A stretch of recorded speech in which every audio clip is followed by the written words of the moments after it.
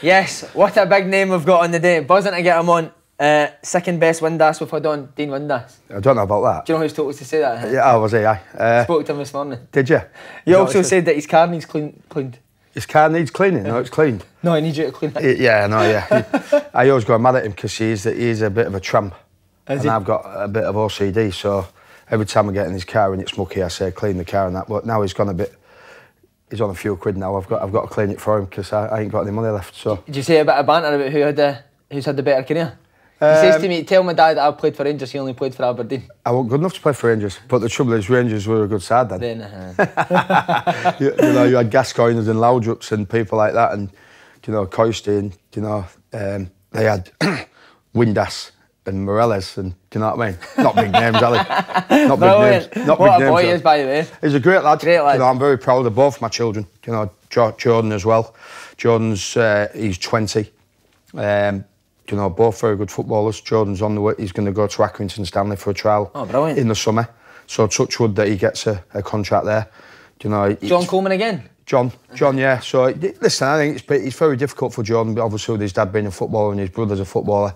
But he's a great kid. You know, he takes it in his stride. You know, sometimes people say it's very tough for Jord, but he's not jealous of his brother. You know, they get on really, really well. And obviously, when Josh was a baby like Jordan, you could tell when they were 2 or 3 years old. You know, especially could you Josh. That quick, yeah? Oh mate, it was frightening. It was frightening. His mum's got like a video. I can remember when I was playing for Oxford United, and like Gary Parker, who was assistant manager to Neil Lennon. Yeah. I used to clean his boats at Hull City. So I asked Parks, and he was like, when I was an apprentice, I used to look up to Gary Parker because he was a great midfield player. And obviously, when I signed pro, and then Gary went on to play for Leicester, I got Josh a Leicester City shirt with Parker number 10 on the back. And I remember playing in the living room with a sponge ball, and he was just naturally two-footed, you know, 3-year-old chest volley. I used to show chest volley to him, and I can't even do just that now. Unbelievable. Yeah, well, I don't think Josh can do that now, but no, listen. He always wanted, like me. My mum used to say I was the same, 2 or 3 year old. You know, I'd walk to school with a football at my feet. You know, and Josh was like that. Jordan was like that as well. So touchwood, hopefully Jordan can follow in his footsteps. I looked up to Gary Parker as well, but for different reasons. Right, okay. I know. Yeah. Talked about Hull. Always your team growing up? Yeah, born and bred. Born and bred. Always wanted to play for Hull City. You got the games in that? Yeah, when I was 5, my dad took me when I was 5 in South Stand. You know, it was just one of them situations where, listen, there's a local lad, but first and foremost, everybody wants to be professional footballers, don't they? You know, every kid in the world who play football want to be one of the professional footballers, and I was no different. You know, and obviously I used to dream of playing for Hull City as a kid. You know, my dad used to say, "You play on there one day at Bulford Park." Was your dad a good player? No, he was shite. My dad, he was a goalkeeper. My dad, he played non-league amateur football on the parks and that. I used to sit behind the goal and you know, and watch him, and you know, I used to sit there behind the goal when I was 5 and 6 years old. You know, when my dad was a goal. No, he was rubbish. My dad, yeah. I think he just did it for playing and then going for a pint afterwards. That's what I did for it. Were you all buzzing when Hull came in for you then, as a kid? Well, I was there as a schoolboy. So in them days, they want academies. So you train on the Tuesdays and Thursdays when you're 12, 13. You know, I was technically always very good, but you know, my physicality wasn't. I was a late developer. Josh was a late developer. Jordan was a late developer, and now they're both 6'2". You know, they just all of a sudden grow, and I was the same really. So yeah, as a young boy, trained Tuesdays and Thursdays, and then got an opportunity to be apprentice at 16. How was an apprenticeship at that time? Fucking hard. Tough. Yeah, well, you got Billy Whitehurst, Gary Parker, Richard Jobson, Gareth Roberts, Steve McLaren. Do you know, I used to clean all their boots, and they used to get me balls blacked every day, because in them days you'd have to knock on the first team change room's door to get in. Do you know what I mean? Yeah.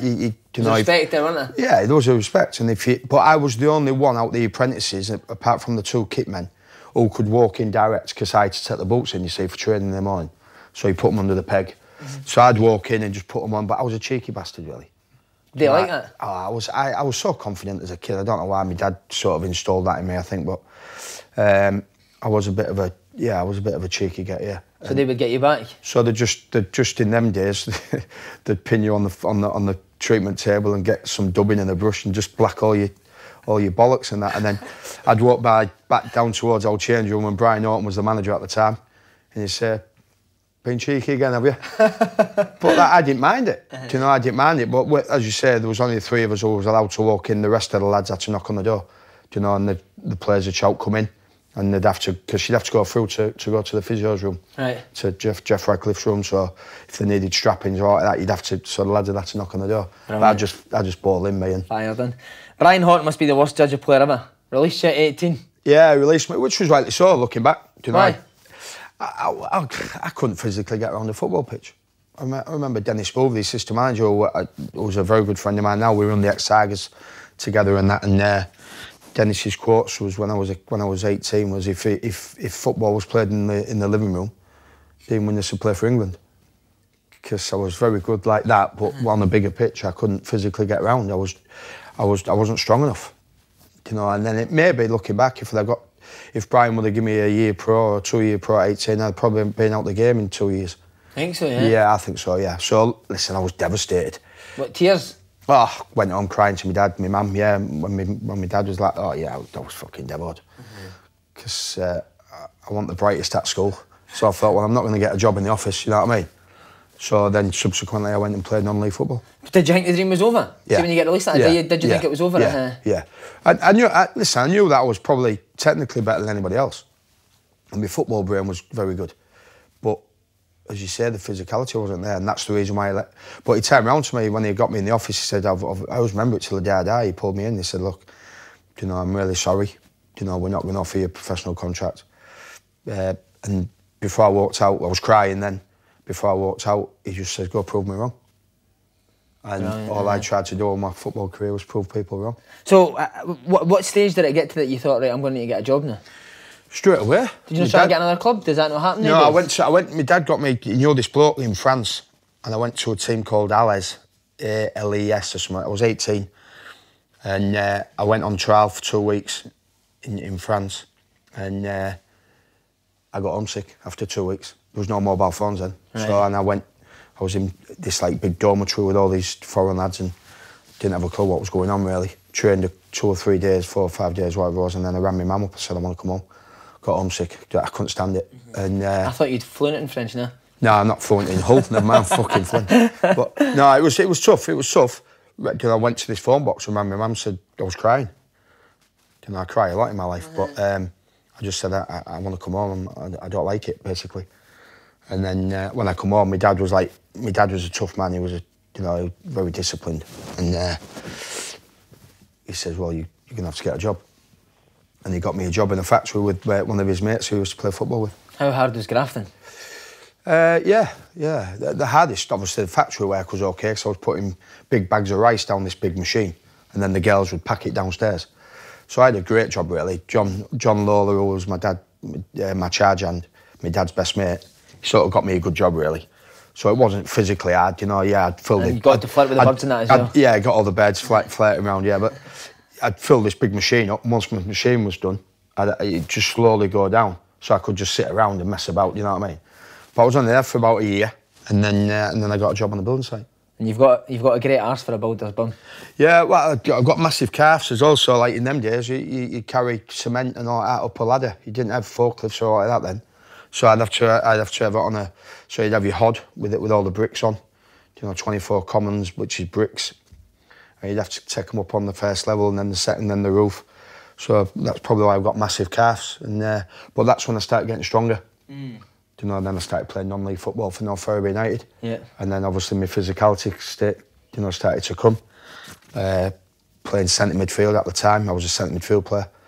And then obviously a bit of luck came in Terry Dolan. See the apprenticeship on the building site, is it similar to a football club? Do you get abused? Well, it wasn't an apprenticeship really. I was a labourer. So there was like 3 lads, you know, Chris, Mike and Gary. They were like the brickies, so I had to keep them going. Right. You know, and it was hard. 7:30 in the morning till 4:30, 5 o'clock on the night, and I was knackered. Yeah, every day I was knackered. It was hard work. Was it no tempting to go and be like that sort of lifestyle? Go after your work and have a pint, or no? Were you still focused on making it in football? No, because what I'd done was when I worked on a building site, I'd come home when I was living with my mum. Because my mum and dad got divorced, so I was living with my mum, and I'd come home, and I'd take my work gear off and go for a run. Would you? Because that was my weakness, was running. Do you know, long distance running was my weakness. I wasn't quick, I was never quick, but long distance running was my weakness. So every day after work, I'd go for a run round where I used to live with 2 rugby players down the street. Steve O'Windsor and this other lad, and they used to play for West Hull, which is quite a good amateur team in Hull, the rugby team. And I used to go running with them. Bro, you never see that these days, I can honestly say that when I signed pro, that I never probably got beat in a long distance run in my 20-year career. Really? It was unbelievable. Hill running, long distance running, 12-minute runs. Nobody could live with me, no. Kids wouldn't do that these days after being released, would they? No. Wouldn't they have that Well, hunger? the trouble is, like Brian used to say, it's the hardest decision ever to let go a kid. Yeah. But there's not just Dean Windass' story, there's thousands of kids that Brian used to say, there's thousands of kids who got released. Brian Norton got released by Arthur Cox when he was 18. So he knows what it was like. But like you said, go prove me wrong. It's what my dad used to say to me, it's one man's opinion, son. Do you know, like, but kids either go down Josh one road. says that as well, didn't he? So it's obviously filtered through. Yeah, because like you got kids go down one road or the other. Do you know what I mean? And I decided to go down the right road. Do you know, a lot of lads go, fuck that, I'll just play non-league football, go for a beer with my mates after football, and then go back to work Monday, then train Tuesday, train Thursday, play Saturday. But I wanted more than that. When did you first hear that Hull were looking at you again? I was at Sunderland on trial. Right. I was at Sunderland. I was there. I went to York City first for about 6-7 months. They couldn't offer us a contract. Then I went to Sunderland. Dennis Smith was the manager. Listen, in them days, nobody had any money. You know, there was low budgets, low wages. And Dennis Smith, he pulled me in. He said, "Look, sorry, we've got to get rid of players before we." And then, as I'm leaving on the Friday from my digs, they put me in digs. Jeff Barmby, Nicky Barmby's dad, rang me up. Or rang my mum up, and my mum rang me at the digs and said, Jeff Barmby just rang. Hull City want you to go on trial on Monday with Terry Dolan's the manager. Now, Terry Dolan bought a house in North Ferry. And he heard that I was playing really well for Ferry. Right. He heard that I knew I'd been released 2 years previous. So he asked me to go down on the Monday. So I rang my boss up from on the building site, or self-employed, and he says, I said, I've got an opportunity to go back to Hull City, like on trial. I was self-employed, so when you don't work, you don't get paid. So I was on £140 a week, and I met Terry Dolan on the Monday, and I said, look, I'm coming here, my boss has let me come. I said, but I'm not getting paid. He said, how much do you get? And it's 200 quid. So I made myself 60 quid. But he offered me a 2.5-year contract on a Wednesday. Oh, but after 2 days? After 2 days. And was it just a difference in your physicality? I was getting stronger, but then obviously, I knew when I knew, well, Terry said to me now, and he was like a second dad to me, was Terry. Right. He said to me, obviously he didn't tell me at the time, but he told me, he says, after the first training session, I made my mind up. Because I was on a different wavelength to some of the pros. Right. Do you know, Lee Palin was there, was like a little bit like Gary Parker, really. Unbelievable footballer. You know, one step ahead of people. Yeah. And I looked up to him thinking, wow. But I was on the same page as him, really.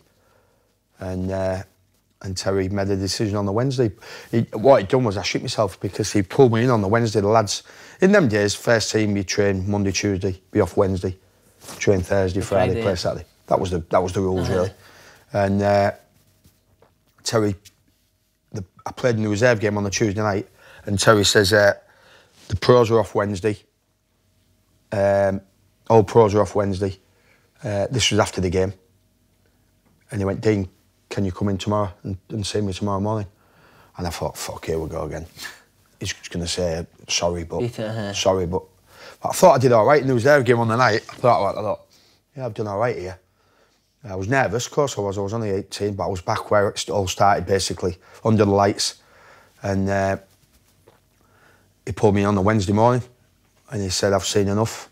He went, you've got a second chance. I'm offering you a 2.5-year contract, £250 a week the first year, £300 a week the second year, and 325 quid the third year.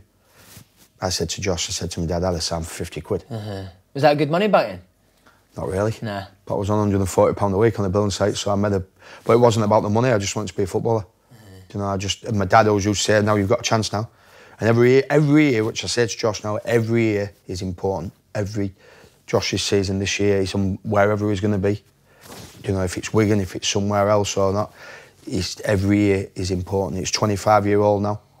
You know, and that's what... Listen, I said a lot of things, probably not meaning to, what my dad said to me, to Josh. Yeah. Do you know what I mean? See your experience of getting released, because Josh was the same. Did that help him, do you think? Yeah, because I knew Josh he was exactly the same as me. You know, he was a little boy, you know, but technically very good. When he got released, don't get me wrong, he had a bad injury. You know, and he played in the youth team game. He broke his tib and fib, dislocated his ankle, which was probably worst time of his life, really, because me and his mum were getting divorced. Right. So it was tough for him. I wasn't living there at the time. His mum rang me and said he's broke his leg. You know, I couldn't get there. So yeah, that was upsetting. And then obviously, my mate was a builder. Did you encourage Josh to graft as well? Huh? I said, go on the build. I said, you need to get a job. And he was the most laziest bastard you'd ever met. Can imagine, man. Honestly, just sit on the couch playing fucking football games and all that. And his mum would say, look, you need to get a job and this, that, and another, and this, that, and another. And so I got Rick, my mate, who lived in the village. He's got his own building company. I said, you're going to work with Rick? He went, I fucking aren't. I went, you are? And he was there 2 weeks. Was he? He hated it, absolutely hated it. You know, he was the most laziest man I've ever met in my life. The barnet and that's not good for a building. No, he didn't like it. He just didn't like it. But I said, well, if you don't like it, do something about it. Go and make a career in football. And then he played for Harrogate Town. He played one game for Harrogate Town. Went up for an header, apparently I wasn't there. Landed on his wrist, broke his wrist. Oh. So then he was out then. And then it was Brian Hughes rang me up. And then Brian Hughes was at Accrington Stanley. Midfield player, Brian Hughes. Yeah, it was my room partner at Hull. Yeah. And he rang me up and he says, I know one of the coaches at Accrington, James Beattie, was the manager, and I've told him to have a look at your Josh. So I says, right. So I rang this lad up and I said, can our Josh come? You know, I bought Josh a car for his 18th, and then he obviously got rid of it, and then I was driving him to Accrington and it was pre-season. And he did all right. He started to grow a little bit. And he rang me up one afternoon, like I ran my dad. And James Beattie offered me E-Pro. It's mad the similarity, isn't it? Yeah. And I just says, you've got another chance now. And he's done well. And he's took it with both hands, yeah. Brilliant. Back to you, 22 when you went back to Hull. Did you feel like a young boy or did you feel like a first-team player with the older players still ruthless on you? I thought it was younger, actually. I thought it was 21. I thought my birthday was on April Fool's Day, so and it was... so, yeah, I think it was coming up to my 22nd birthday. And, yeah, it was strange because the lads who I'd been apprentice with, Neil Buckley, Mike Smith, Les Thompson, Lee Jenkinson, Gav Kelly, they'd all got pros when I got released. So when I went back, they were still there. Some of them were still there.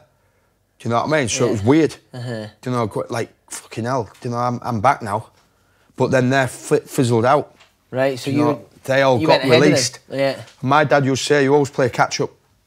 Some lads, like, not being rude, but they had beards and balls had dropped. Do you know what I mean? I had nothing. I was like, wow. Mine's still having it. And I've made up for it since. Like, but my dad said, you'll play catch-up. So they stayed the same, really.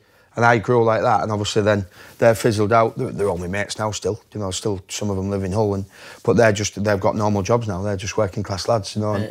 Right. But then obviously I started to play well then. Were you still the cheeky guy? I was a cheeky, yeah, I was so confident, yeah. Would you wind the older boys up? Yeah, but you'd have a bit of banter, of course. You'd show respect, of course you would, do you know what I mean? But then obviously I started to become the better player. You know, then I started to become like, you know, better than anybody else, and you know, I was getting a lot of attention. You know, I'm playing well as a midfield player. Scored my first goal against Darlington. You know, so it was one of them situations, and then all of a sudden my life changed in a sense. Terry pulled me in. He says, "You're gonna have to go play up front." Now I was always listen. You couldn't get me off the training ground, man. You know, I'd be first on the training ground and last off it. Right through my career. Had Aberdeen, the guy at Aberdeen taught us that? Stuart Ogg, yeah, the fitness coach. I just love training. You just couldn't get me off the training ground. And I'd do finishing at the end, you know, long range of passing, blah, blah, blah. Left foot all the time, kicking it against City's gym, practising. Now says, Josh, kick the ball with your left foot. My dad used to say, if I catch you kicking it with your right, I'm going to bury you. All like that, do you know what I mean? So it was one of them where Terry pulled me in and he knew I was a good finisher when we do drills and that. And he says, we've got a game against Plymouth on Tuesday night. Peter Shilton was in goal, that tells you how old I am now. And he says, you're going to have to play up front because 2 centre forwards are injured. 1-2-0, scored 2, never played in midfield ever again in my life. Better being a striker, innit? Better. Don't have to fucking run back, do you? Okay, you don't have to track runners now, you know what I mean? I'm like, wow, I can't believe this. And it was just natural. Right, well, see when Hull went into financial difficulties, did you know it would be you that was going? Yeah. Because you were doing so well? Yeah, I had a lot of attention. There was a lot of clubs after me. I actually didn't know the financial situation. So, Josh was 2. I was living on Victoria Dock in Hull. We just bought a house, just got married, and Terry pulled me in and he says, Martin O'Neill's coming for you from Norwich. They wanted 750 grand. But Robert Chase, who was the chairman, he wanted to pay, I think they had 250 grand in inland revenue debts at Hull. And if they didn't pay that, they were going to lock the gates. So I says to him, what do I do then? He went, I said, what about my house? So I've got a little boy in that, you know what I mean? He went, put your house up for sale. So I put my house up for sale. This squaddy bought my house in the space of 2 weeks. So I agreed £2,000 less than what I paid for it. So I thought, well, I'll get my money back from where I'm going to go. Move. And then Norwich City pulled out because Robert Chase wouldn't pay the money up front. Oh, for God's sake. So I thought, fuck, what am I going to do? I wish I'd pulled in 6 months. It's coming near Christmas. Do you know what I mean? This squad is supposed to be moving in a month. And then he pulled me in again. And Terry says, we've agreed a fee with Aberdeen. Was that a bit...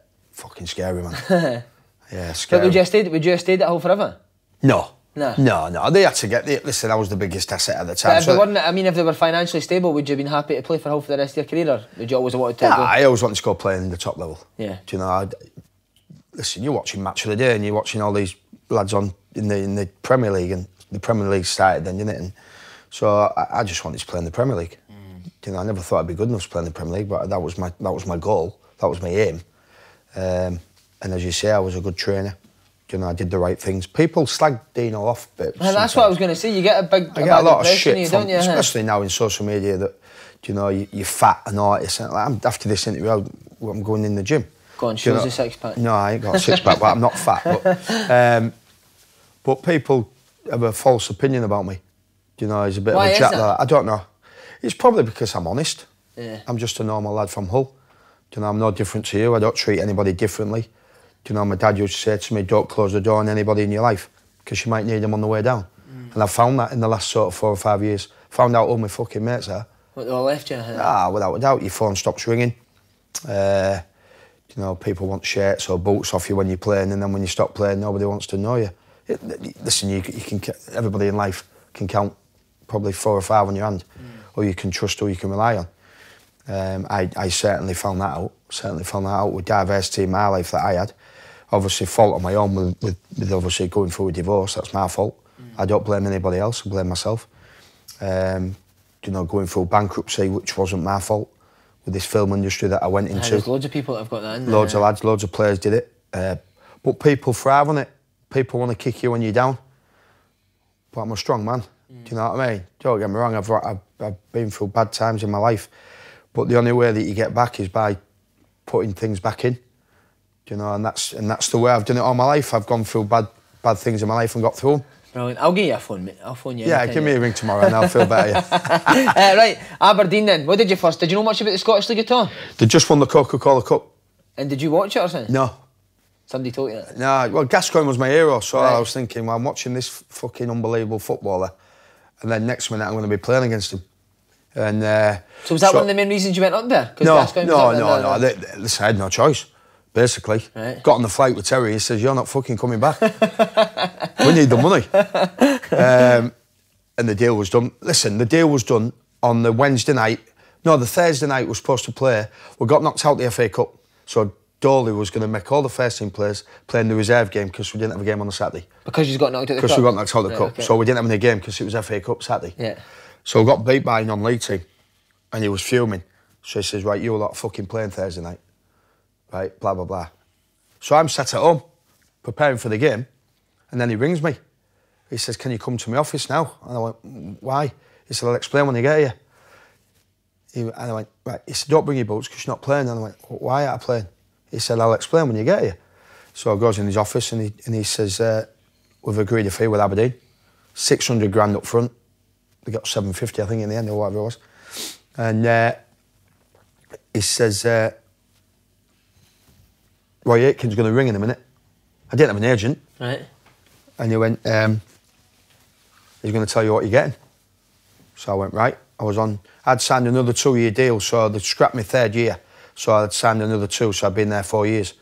And my other 2 was 500 a week, 600 a week, 15 grand sign-on fee. I thought I was fucking rich, man. Brilliant, that. Wow, yeah. So, and then I'm on the phone with Roy Aitken. I knew who Roy Aitken was, obviously Celtic legend and all that. I knew they'd just won the Coca-Cola Cup. Because I saw the game, Billy Dodson and Big Donkey scored. Donkey Sheena. Yeah, it was great. My best pal. Was he? Huh? Yeah, fucking brilliant. And I'm on the phone and I went, hello. He went, yeah, Mr. Aitken. I went, hi. He says, obviously we've agreed a fee with your football club, and I'm offering you. I can tell you, can I? Yeah, of course you can. Yeah. £1,000 a week, £300 appearance money, 100 grand sign-on fee. And I went, right, okay. He says, you're going to come down with Terry tomorrow. I'll meet you at Aberdeen Airport. He picked us up in this big fucking Merc. It was unbelievable, it was. He's got a bit of him, Roy. He's got a bit, yeah. And it was one of them where I always remember it. I got in the car and the fucking seatbelt come out like that. I thought, I've made this. I've made it now. And the deal was done. Well, the deal was done anyway. He just showed me around Pataudry, showed me where the training ground was. And they were playing Partick Thistle on the Saturday. So they were going straight to Glasgow, to the hotel. To stay, yeah. So he offered Terry to stay. So Terry had lunch with them. I went in the room on my own. Then I was shitting myself. And he says, you sub tomorrow. So I went, OK, no problem. So I trained with the lads in the afternoon. With Oggy and all them, Dodgy and all them. I shook their hand, met them. And we travelled on the coach. I started playing cards with the lads straight away. And they were obviously having a bit of banter or whatever. And I can remember it's so strange because Partick Thistle, it was like I was on the bench and I didn't know this, but you'll know more than me. Well, because I'm on the bench all the time. Yeah, you was on the bench a lot. you warm up behind the goal, don't you? Yeah. In England, you warm up down the side. Right, okay. So I remember Stuart McKimmie got sent off. So I went down to 10 men. And so Roy kept going, get warmed up, get warmed up, get warmed up. So I warmed up behind the goal and the Aberdeen fans were in the top left-hand side. And they started singing my name. Deano, Deano. I ain't fucking kicked a ball yet. Yeah. And I thought, God, I like this. I know the old City fans sang Deano all the time. And I come on. I remember coming on and we got a free kick. And I said to Big Dunk, I said, let me take this, let me bend this in the top corner. I fucking bent it and it hit the bar. Oh, bastard. Yeah, I thought, well, we got beat 1-0 because obviously Stuart got sent off. Yeah. And the fans took to me straight away. Right. Just strange, so strange. Did you think it was a big club, Aberdeen? Yeah, it was, yeah. The history and all that. Yeah, and then I can't remember what it was.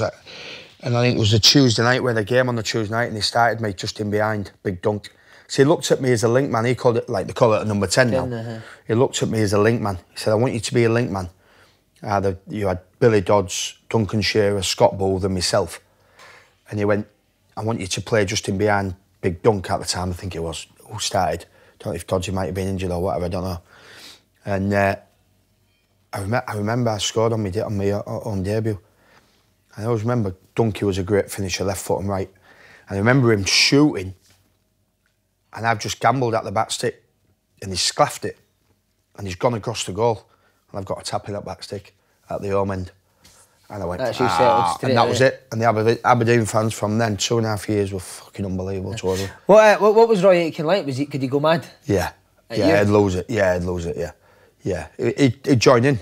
Like Tommy Craig was unbelievable, great footballer. Tommy Craig, the assistant manager. Assistant manager. So he was, and then we had Drew Jarvie, who was an Aberdeen legend. Right. You know, Neely Cooper, not the one who died, the other Neil Cooper. Yeah. So we had a good staff. You know, and then obviously, and Jim Layton came in. He signed Jim. We had Nicky Walker in goal, Michael Watt in goal. So we had Nicky 3 Walker, goals. Nicky Walker, yeah. His dad his dad was the Walkers, wasn't he? Yeah. Shortbread. Oh, was it right? So he used to bring shortbread biscuits in all the time. Probably that's why I was a fat bastard. But what's the worst you've seen Roy Aitken go mad at you? Remember? I can't remember. Was he scary? Yeah, he was a big man. He'd join in the 8v8s. I remember Dodger going in for a tackle with him in his fucking top Dodger, like. He's gone right over the top of Dodger. Yeah, he's fucking left one on him, yeah. So you'd be playing up front and your manager would be marking you at centre half? Yeah, well, he was good. Listen, when you do 8v8s, you just run around everywhere, don't you? Yeah. But he'd join in, him and Tommy used to join in because they could still play. Was he a top player? Yeah, he was a good player, yeah. Never give the ball away, yeah. Who was the best player in that Aberdeen team? Who impressed you straight away? Ian Jess, Stephen Glass coming through. Oh, Glass was good, didn't he? Went to Newcastle. Yeah. But listen, Stuart McKimmie was, I think he was captain of Scotland at the time. Yeah. You know, we had big John Ingalls, Big Zeus. Big Zeus, fucking hell, good-looking big bastard he was. We had a fight in the change rooms. I can remember going to the play of the year and we had a row on the night and we were all pissed up. And I'm threatening to knock him out. He was 6'2", by the way. What am I doing? And next day, we comes back in next day, training ground. I'm laid on the couch. Big Zeus has got wind of this. And he's coming and he's just gone bang, bang, bang, bang, bang. I'm laid on the fucking treatment table. Done. There's claret everywhere. Do you know what I mean? Like, what the fuck's going on here? But obviously, I tried getting up, having a go on that, and Dodgy's laid on the other bed, all hung over. Do you know what I mean? Yeah. And it's all kicked off. We've had a big meeting. Big Roy's got, what the fuck's going on, blah, blah. And then Zeus ended up living with me. Oh, did he? He ended up moving in with me, yeah. Was the dressing room like that? Because it seems like there was a lot of big personalities. Big personalities, yeah. It was good. Like you said, Dunky was coming to the end of his career. You know, Scott Bull was an international, but Scott was always injured. Right. You know, so it was like, him up. Yeah, Scott was all right. Listen, I got on well with Scott. Apparently, he slagged me off in his autobiography. There again, you see, people sometimes don't like it. I don't know why. I'm the nicest man in the world. How come you got on with Duncan Shearer so well? The shot I do. What does that mean? You seek him here, you seek him there. You seen the Only Fools and Horses? Oh, mate, yeah. So if we ever went out drinking and we sneaked out drinking, he'd never get caught. Right. He says, you call me the shot I do.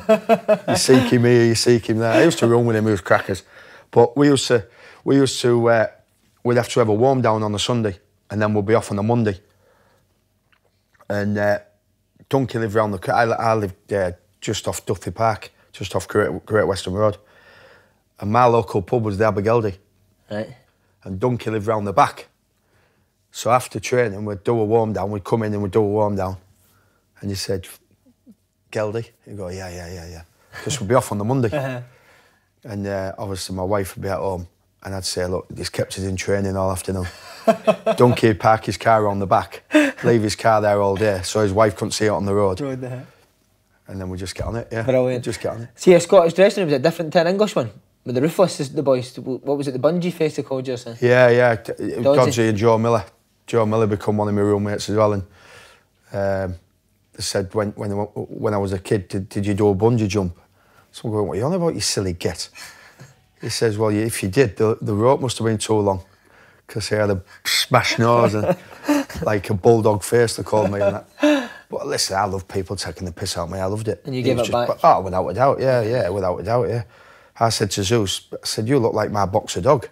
You look like a boxer dog with his flat nose and that. But he was ripped, do you know what I mean? Pull all the beards and all that. But listen, that was just the way change rooms are. Do you know, that's... Great places, isn't they? Great, but listen, they're the best days of your life. Being in that change room, coming in and telling stories about what you've done at the weekend and, you know, it was just a good crack. And listen, the one thing I found out about Aberdeen was, I remember my first ever night out.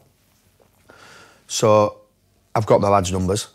So I said to my wife, I said, they're going out on a night out round Aberdeen. And we just going to Beck's bar. So I says, right, I'll meet you. But in England, I'd meet my mates at 7:30. Do you know what I mean? So I went out at 7:30. And I'm in this pub. No, I'm in this pub drinking a bottle of Miller. And I'm ringing Dodgy up and I'm ringing Joe going, where are you? They will be there, so. And I'm thinking, this is a wind-up, by the way. They're not going to turn up. But they turned up about 9:30, 10. Because it didn't close. In England, it closed at 11. Oh, so it was up to 4 in the So morning. it was up till like, so you go in Beck's bar, and then you go through this snicket, and it was like a club. A nightclub, do you love it? So, God, that first night I was steaming. I was like, I'd had about eight bottles, and they'd just walk in, and they go, any chance? And they go, no, we don't come out till about 9:30, 10 o'clock in Scotland. So I found that very quickly. I went, yeah. Brilliant, that, eh? Oh, brilliant. Amazing. Yeah. And I always remember that first night out. And I remember coming out with Beck's bar, and I couldn't remember where I lived. So I'm thinking, where do I fucking live? So I rang my wife up, I rang Helen up, and it was like 2:30, 3 o'clock in the morning, and she's going, where the fuck are you? I went, I don't know. She's going, what can you see? So obviously, and she's going, right, just keep walking straight. And I actually saw this lad, or this whatever, in the bus stop. And I said, do you know where Duthie Park is? That was my first thought. Where's Duthie Park? Well, if you go down that street, right? And I went, right. He said, just follow your nose. He said, then you go down. But as soon as I followed my nose and I saw the Abergeldy, then I was in there. I knew then, because I was opposite, you see. But that was my first ever night out. Oh, my first ever night out, yeah. They all got me pissed up and that, yeah. And I always remember, like, Terry Allen, who's a very good friend of mine, runs Tulloch Recruitment and team recruitment in Aberdeen now. Don't know, he's bailed me out with a lot of situations. And we was in the Beck's bar the first night, and this lad came up to me and he went, you doing Windass? And I went, yeah. And obviously I'd scored on my debut, so then everybody started to recognise me a little bit. And he says, that man over there, and Terry, I always take the piss out of Terry now, he had a tash, he looked like Super Mario. And he went, that lad over there, he wants to sponsor you. And I thought, it's a wind-up, like, you know what I mean? And he went, no, he wants to sponsor you. He runs a company in Aberdeen, and he wants to sponsor you. Can I have your number? So I went, yeah, of course, no problem, blah, blah, blah. So anyway, next day I woke up, hangover, whatever, and my phone goes. And he went, hello? He went, it's Terry Allen. I went, who? He went, Terry Allen, my colleague came up to you last night in the pub. I want to sponsor you. So I said, oh, yeah, no problem. He says, I want to sponsor you a car. So I went, right. And I didn't know this gentleman from Adam. And he went, I said, is it a wind-up? He went, no, it's serious. I've got a box at Pataudry. I go week in, week out. What car do you want? I went, well, why not bothered? He went, we can have anything. BMW, Mercedes, blah. And he was just like Mercs. Couldn't afford a Merc at the time. I had a Golf, I got hell in a Golf. And I says, well, whatever. So he says, well, leave it with me. In the space of a week, I had a white Mercedes car with the Windass Aberdeen Football Club on the side, in big red letters, Tulloch Recruitment. So when I'm driving around the city, everybody fucking knows where I am. You're a dog's ball. Yeah, exactly. On a grand a week, living the life. Grand a week, fucking £300 You'd have been the richest man in Aberdeen then. I was the richest man. I got my first signing on fee, yeah, and everything. It was brilliant. Did you watch Martin Compton's interview? I seen you retweeted the clip. Yeah, I watched it. Yeah, I can't remember that. No, can you? No, when he said that, pulled the handbrake off. Were you like that, or did you do I'd fuck pranks? about like that. Yeah, I'd fuck about like what that. Else? What other sort of stuff would you do? I've done a lot of bad things. What, like no shitting or what? Yeah. I remember. Yeah, when I was at Old City, Phil Brown. I was 39-year-old, and it was before Wembley, and I wanted to play week in, week out, but I couldn't play 2 games in a week. So he'd say, right, you're not playing Saturday, but you're playing Tuesday, or you're not playing Tuesday, you're playing Saturday. And it was Sheffield United on the Tuesday night, one of my old clubs. And he went, I'm leaving you out. I was gutted. I was fucking dead. I said, don't fucking leave me out against them. He went, no, because you're playing Saturday. I can't remember who was playing on Saturday. So I thought, fuck it. I was gutted. But we had a great affinity, me and Phil. Do you know what I mean? I played against Phil when he was at Bolton. Right. Do you know, he played till he was 38, Phil. He was a fit lad. He still joined in training. Right. And I thought, right, fuck yeah. So I went in his change rooms and I put loads of DP in his kegs. What, the manager? Yeah, I went in his, because they had a private change room. So I put loads of DP in his underpants. And so when he's driving home, obviously, his bollocks were on fire.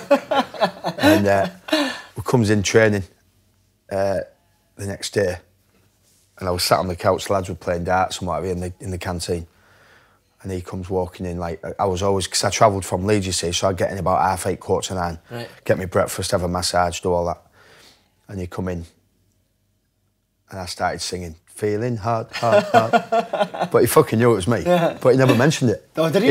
He didn't throw it at me. He didn't go like, he knew it was me. Yeah. Do you know what I mean? But it was just a little bit of banter. You do all sorts of things, don't you? It was just like, just stupid things. Do you know, like there was this lad called Simon Walton, good-looking lad. So I played against him. What a good-looking guy. Good-looking lad. Was it Hartlepool I played against him? He had a fucking weldy of a beard, right?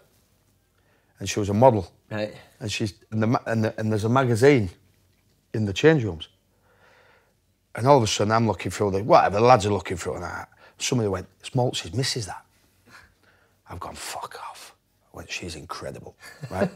So all of a sudden, I've ripped the thing out and I've put it above my place, right? Put it above my place, right? And Maltz is in the canteen. So when we're ready to go out training, we'll go walk in with our flip-flops, put our boots on and go like that. So I've put it up and I've gone, Maltz. I went, fuck, slept with this bird last night. Ridiculous, by the way. I went, there. He went, that's my missus. I went, no. He went, yeah, it's my missus. He went, have you really? I went, yeah. I said, where? He went, in the hotel. He went, I can't believe it. I went, sure, you silly get. He'd gone for it. He'd gone for it. Brilliant, and I saw him in Leeds actually a few years lad, ago. I said, can you remember when I did that with your missus? He went, yeah. He said, but we split up after that. Brilliant. Right, just back on Aberdeen. Did you enjoy Scottish football? Yeah, I loved it. Standard was good at that time, wasn't it? Loved it. Where did you enjoy going to the Ibrox and the Celtic Park? Hearts. I love going to Hearts. I must have played against Hearts 10 times, 12 times, scored 9. Every time I played against Hearts. Hearts fans absolutely hated me.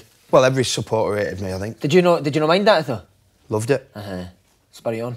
Listen, when they called me a fat bastard, you know, my kids used to say, like, when I was at Boro Park, and do you know, like, and I always say on when I'm doing interviews, I played till I was 40. My body fat was always down. I looked probably fat on the pitch, or the kit didn't do me any favours on my fat ass and my fat calves or whatever, but I was never ever fat. I always reached my targets. I was always fit. Not the quickest, but I always could run. And the kids used to say it was hard for Helen and the kids in the early days when the supporters are, you fat bastard, you fat bastard. But I always say to the kids used to say, Daddy, why they call you fat when you're not? Do you know? And they used to say, well, once they stop singing that I'm fat, not fat, or they start not singing, I'm not doing my job properly. And then I come off the pitch and people would say, not in them days with cameras, with phones, and you'd sign an autograph, you'd sign a programme, wouldn't you? And the away supporters, remember coming out with Doncaster Rovers once and signed these two little kids, or these lads' autograph. And I went to these two lads, I bet you was calling me a fat bastard today, weren't you? They went, yeah, we was Windass, but I wish you'd play for us. And that spurred me on. Yeah. That spurred me on in my life. Because your wife was fitness, she was a runner, wasn't she? Hoggy used to train her, so I used to go running with him. Yeah. So there's no way you could have been fit? No, listen, Helen was an unbelievable runner, 200 and 400, and the twin sister was 800. Did you ever race her? She was quicker than me. Was she? Yeah, she was quick. Well, everybody was quicker than me. I played in the Premier League and David Seaman was quicker than me. See, just in Scotland, who impressed you when you were up there that you played Yeah, Ian Jess. Ian Jess was different. But I mean, playing against, was anyone that you played? Gascoigne for me. Was he frightening? I'm on the after in the circuit now, and he's probably one of the best footballers I've ever graced a football pitch with. He'd become a very good friend of mine now, and I've had my problems, and Paul's obviously had his, but he was just incredible. I remember him when they got 9 in a row and he scored that trick against us at you playing that day? The reason, I don't know why, but every time we played Aberdeen, every time we played Rangers, I always had to drop in and mark him. Would you noise each other out? I just fucking I remember playing him, first ever played Rangers at Pataudry, and I couldn't stop staring at him. I was in awe of him. Because I used to watch DVDs as a kid. I was absolutely in awe of him, and I thought the only way that I'm going to beat this lad is I'm going to have to kick him. I'm going to have to, you know what I mean? I'm going to have to leave one on him. And I've gone to do him, and he's reversed nutmegged me and started laughing. I thought, fuck me, this is a long day. This is going to be. But Richard Goff and that, they just give him the ball in tight areas. And the day that when he scored the hat-trick against us and they won 9 in a row, we went 1-0 up actually. I think it was Brian Irving scored, we went 1-0 up.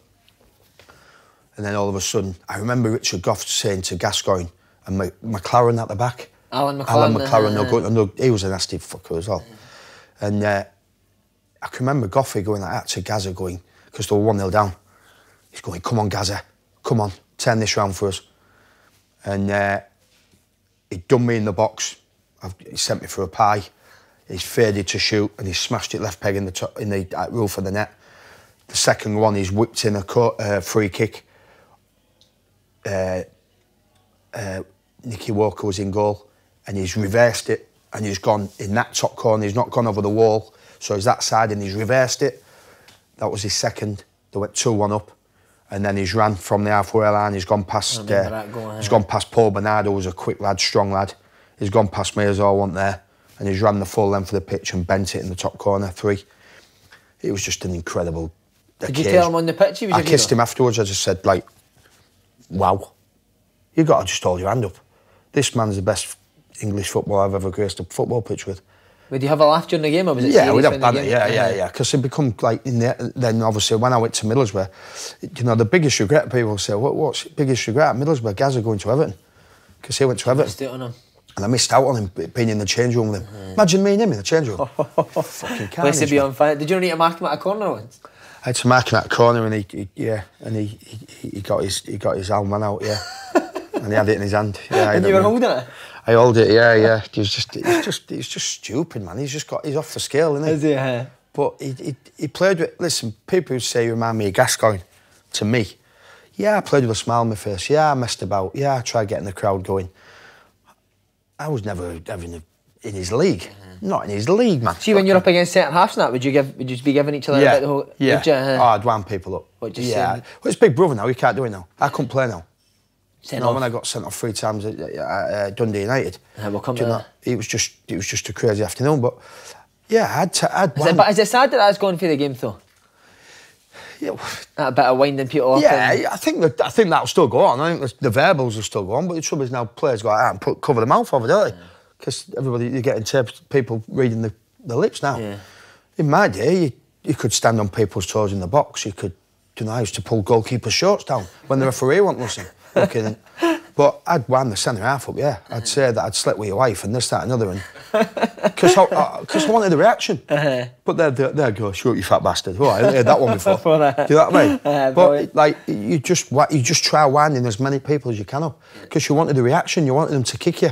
For them to get sent off, then you've got the upper hand, don't you? So when Josh had the opportunity to go and play in Scotland, did you encourage him to go? He rang me up and he just says, obviously, David Weir, who I played against David at Hearts and Rangers, he was assistant manager with Warburton. And I went, fucking, it's a no-brainer, man. No disrespect, Glasgow Rangers is the biggest club I've ever. Because I think John Coleman were trying to put him off it, weren't they? Yeah, he'd done a pre-contract, and I don't think that went down well. And I just says, you go where you go. I'm never. You're a grown man now. I never tell him. I tell him if he's played bad. Do you know what I mean? I'll tell him if he's done things wrong. But and my dad never told me when I played good, but he always told me when I played bad. So I'd say to him, yeah, you've done all right today. I'd never say you were brilliant. I'd say you've done all right today, but sometimes stand still. You're running around too much. He likes to play. Listen, when Warburton signed him, pure football, wasn't it? Yeah. Proper soccer, that was the way he wants to play, Warburton, and I love that. And Josh loves that. Josh loves footballers. Football, he don't like people launching it. This, that, and other. And when he went there, and the first time I went to, listen, I had a bit of banter with Glasgow Rangers fans when he left on Twitter, which it wasn't malicious whatsoever. I said the wrong word, which I shouldn't have said, and it didn't mean anything maliciously. It didn't. I got a bit of stick. But some Glasgow Rangers fans would say, I hope your son dies. Now, I could take that as a bit of banter, but as soon as I have a little bit of banter back, you get slaughtered. Yeah, I get slaughtered for it. Everything that I tweeted, because I'm verified on Twitter, was going in the Glasgow Rangers, and Josh was going mad at me, going, Dad, stop tweeting, stop replying. And so is it hard when you're seeing your kid getting that? Listen, it's tough when. Listen, I don't mind people saying, your son's shit, or your son's this, or your son's that, but don't go around saying, I hope he gets cancer, or I hope he dies, or like that. It's just a bit below the belt. And I put a derogatory comment out. I'm not going to say it, but everybody knows what I mean. And it wasn't meaning anything like that. Do you know, I've got a deaf and dumb uncle. Do you know, I'm not racist, I've never been sexist, I've never put any disability down, never done anything like that in my life. Like I say, I respect everybody. But when your son's getting a bit of grief, fair enough. Do you know, they pay money to criticise, I understand that. But when I first went to watch him at Glasgow Rangers, I was the proudest man. Listen, people say when I scored the goal at Wembley, my dad was the proudest man in Hull. I went, yeah, whatever. I realise now. Yeah. I know my dad's not here anymore, but... So what game did you get up to? Was it his debut you went to? I can't remember. I think it was the Aberdeen game, actually, when they played at Ibrox. I wanted to go to Pittodrie to watch him at Pittodrie and that, but I was working full city at the time, so I had to pick my games. When I went there and they started singing Penny Arcade and that, I'm a crybaby, me. And I admit, I had tears in my eyes. Watching my son walking out for one of the biggest clubs in the country with the best fan base that you probably ever meet in your life, it was just so, I was so like proud, do you know what I mean? Me and Jordan went, his brother went, and it was just so, but when I got there, because Glasgow Rangers fans hated me when I played for Aberdeen, obviously, but when I got there, the supporters were fantastic. They'd see me in the car park, see me going into the box or see me going into the stands. You know, Josh got me tickets, I'd sit with the supporters. I'd never be a big time and go get in the box. I'm a supporter. Do you know, I'm a Glasgow Rangers fan now. Do you know what I mean? Aberdeen fans never give me any stick. Yeah. Do you know, because they knew that obviously you support your family. Do you know what I mean? That's just the way it is. What did you think when you seen them doing like, stuff like that to the Rangers fans? That do you think, oh, for fuck's sake, Josh? Or would you have done the same thing? I'd have done the same. Same thing, yeah, listen, people say don't celebrate when you play against your old team. What a load of bollocks. No, I think it was he done that to the Rangers fans. Done that to the Rangers fans, yeah, because they got a bit of stick. But that's his character. I like that. Yeah, I like that. He's got a bit about him. Do you know, he's got a bit about him where, listen, do you know, so, listen, I know the rules, the Glasgow Rangers fans. The hardest supporters probably to please. Do you know, if you have a bad game, you get, it's 50,000 by the way. Yeah. Do you know, you're not going to, everybody's going to like you. That's tough. And I said, so Josh should say, it's a difficult audience to play in front of. When you play well, they love you. When you play shit, they slaughter you. Yeah. But I said, Josh, they pay money to slaughter you. They pay your wages to slaughter you. So take it on the chin, do you know, and accept the plaudits, but accept the criticism. So he'd put a little bit on Twitter or something like that, and I'd say, look, you know, I'm the Wales West for having banter and, you know, trying to wind people up. But everything I did was in the papers. So I learned, I didn't know that these comments were going in the papers. I actually says when he first signed, he could be like the next Gascoigne. Do you know, not in a sense that, like Paul Gascoigne, he could be one of the best players because everybody thought, who's these two lads coming from Accrington? Yeah. OK, everybody knows that it's Dean Windass' son. And all the Rangers fans hated fucking Dean Windass because he played for Aberdeen. But I sort of said, just give him time to... And listen, when Mark got the sack, and then obviously the foreign Coutinho came in, he played Josh on the left. And he hated that, didn't he? He hated it. He hated it. And I said, go in and tell him. Do you know, don't be scared to have confrontation with managers. Do you know, they like their opinion. They might tell you to get out, or they might tell you to piss off, or they might say, well, you're playing there, or you don't. But if you're playing on the left, then do the best job as you can. Yeah. He didn't like it, but he did it. Do you know, and then all of a sudden his life changed, in my opinion, when Graham Mater took over. How come? He played down the middle. Yeah. So Rangers fans were giving him a bit of criticism, rightly so, because obviously he looks as that he's got that attitude where he don't give a shit what he does. He's not. Listen, he's never going to go in for 50-50s and smash people. It's not him, but he'll go past you. Yeah. And he's got pace, and he's got a good football brain. Do you know? And he's got a great attitude. Like I said, all he speaks about is football. Do you know? I'm going to be brutally honest. He didn't want to leave Glasgow Rangers. Were you disappointed he left? I was. But it was one of them situations where when he was with Graham Mater, and then all of a sudden, the shackles came off. He started playing in behind. What did he get? 18 goals. Every week he's scoring goals. He's playing for the biggest club in the country, by the way. And I'm going like, a little bit envious, really. Yeah. Do you know, going, wow. Do you know what I mean? I wish I was playing again and I was playing for Glasgow Rangers. And he absolutely, I love going up there. The city's a great city to live in. Do you know, he had a lovely house in the West End. Do you know, and I always say to him, it's not about the money. You earn the money, the better you play, the more money you earn, and that's what he'll do in his career. I'm quite sure that he'll go on and play in the Premier League in England. But he needs the right club at the right time, to like he did under Graham Merty. Graham Merty got the best out of him. Graham Merty had done a fantastic job. I played against Graham when he was at Reading as a right back. So busy, wasn't he?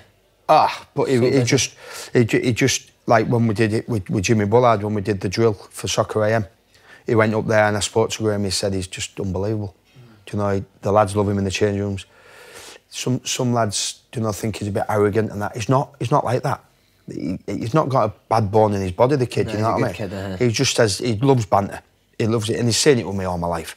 Do you know what I mean? I took him in change rooms when he was a kid. Did you take him out? Yeah. I took him in change rooms. I took him in Sheffield United change rooms, and when Josh and Jordan, they were mascots when I played for Middlesbrough. So I was always around that banter. Do you know what I mean? Did you know Steven Gerrard? Yeah. Well, I played against Steven when he was at Liverpool, so I got the phone call in Portugal. Did you speak to Steven Gerrard? I spoke to Steven, and his agent rang me up and says Wigan have come in for him. I think 2.5 million plus add-ons. I don't know what the fee was. I think it was 3.5 million in the end. I think, and I spoke to Paul Cook before, and he's always fancied him when he was at Portsmouth, when Josh was at Accrington, you know. And then so I knew Cookie fancied him, and he said, "Dad, what do I do?" I said, "What do you want to do?" He went, "I want to stay at Glasgow Rangers, but I don't want to play on the left." And I spoke to Stephen in Portugal. He said he's not going anywhere. And then obviously they're going to the hotel. There's a game, I think, and Stephen pulled him. Obviously the two clubs then agreed a fee, and Stephen says to Josh, "Go and have talks with Wigan. If you don't work out, turn back, and you're part of this club." Yeah. And obviously he agreed a fee. They agreed personal terms, whatever he agreed. And I says, "Right, do you know, it's another chapter in your life now." But I think he was gutted. He didn't want to leave. No, he said that. Yeah, he didn't want to leave, and because he loved the club. Listen, sometimes you play for a big club like that, you're going to be in the spotlight all the time. Yeah. He enjoys that, doesn't he? But the trouble is, like, it's very difficult for him, because when I go up and see him and we go to Nando's, listen, all he does is drink coffee and goes have food. He needs to get a life, watch his dogs. He needs to get a What a boring man he is. And so when we're walking around the city, people are recognising me, then obviously him. But he'd always have his cap on. He'd always have his hood up. You know, he didn't like that. He didn't like the. I'm a little bit different character. I was like that. I'm Deano. But he's like that. He's very humble. You know, and the one thing I love him about that, he don't like being in the spotlight. You know, listen, don't get me wrong. I always say to him, people come up to you, you take photos, you sign autographs, you do as much as you can. You know, if you've got to go to schools after training, you do it. You know, you put something back, and he likes all that. I went to he's got better in front of a camera or whatever, in front of interviews. I watched this one. He was decent, wasn't he? He was all right, yeah. he's quite a clever lad, really. Yeah. Do you know what I mean? But he was very unsure about doing interviews. I said, it's just part of football. You've got to do that. You've got to learn how to do it. Do you know? But nowadays, I think you go into press conferences, they get told what to say. Yeah, it's rubbish. I go into press conferences to say whatever I wanted to say. Do you know what I mean? Have gone, them days have gone now, so it's well regimented, isn't it? Rubbish. Right, we'll go back to you, mate. Talk us through the 3 red cards. Just lose your head. Just head went. Roy was under pressure. He said we had to win on Sunday. I think it was Peterson. Was it Peterson?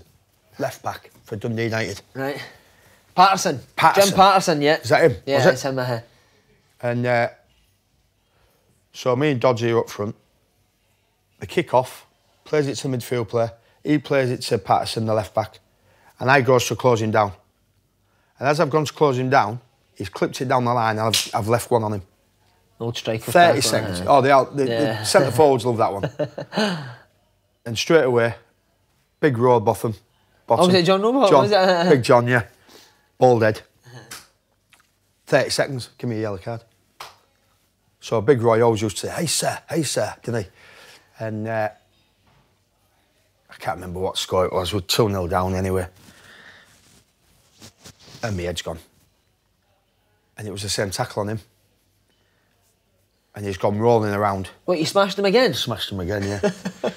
And he's gone rolling around. Ref's come up, yellow, red.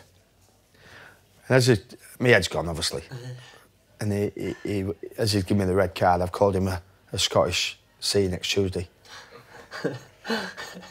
And then as I've gone off near the corner flag, I've fucking just lobbed the corner flag down on the floor out of anger.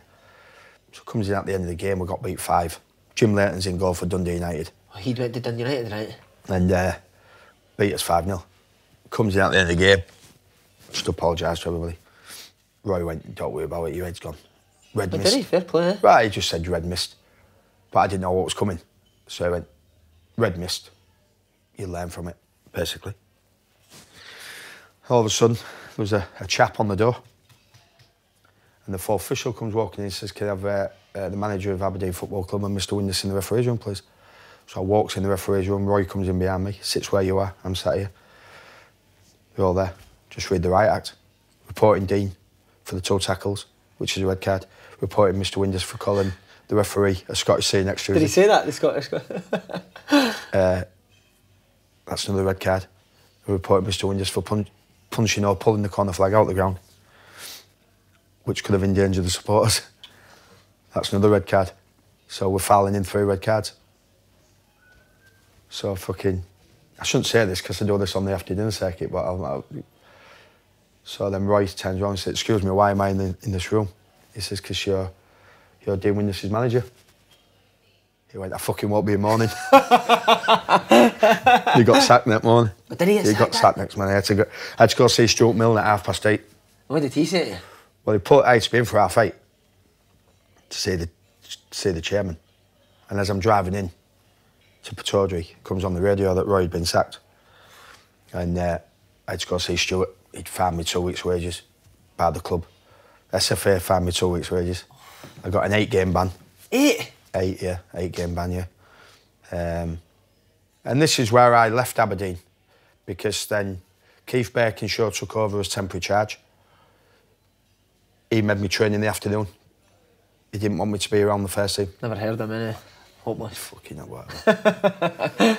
He was manager of Tottenham, wasn't he? Was he, right? Yeah, he should have fucking stayed there. and then he made me train in the afternoon, so I had to go with Hoggy every afternoon. So I'd go up to the beach. That's enough punishment there. That's enough for that, yeah. That's bad. That ugly bastard, yeah. and so he'd take me to the beach. I'd go on treadmills, and I trained in the afternoon. I'd run up the steps at Pataudry.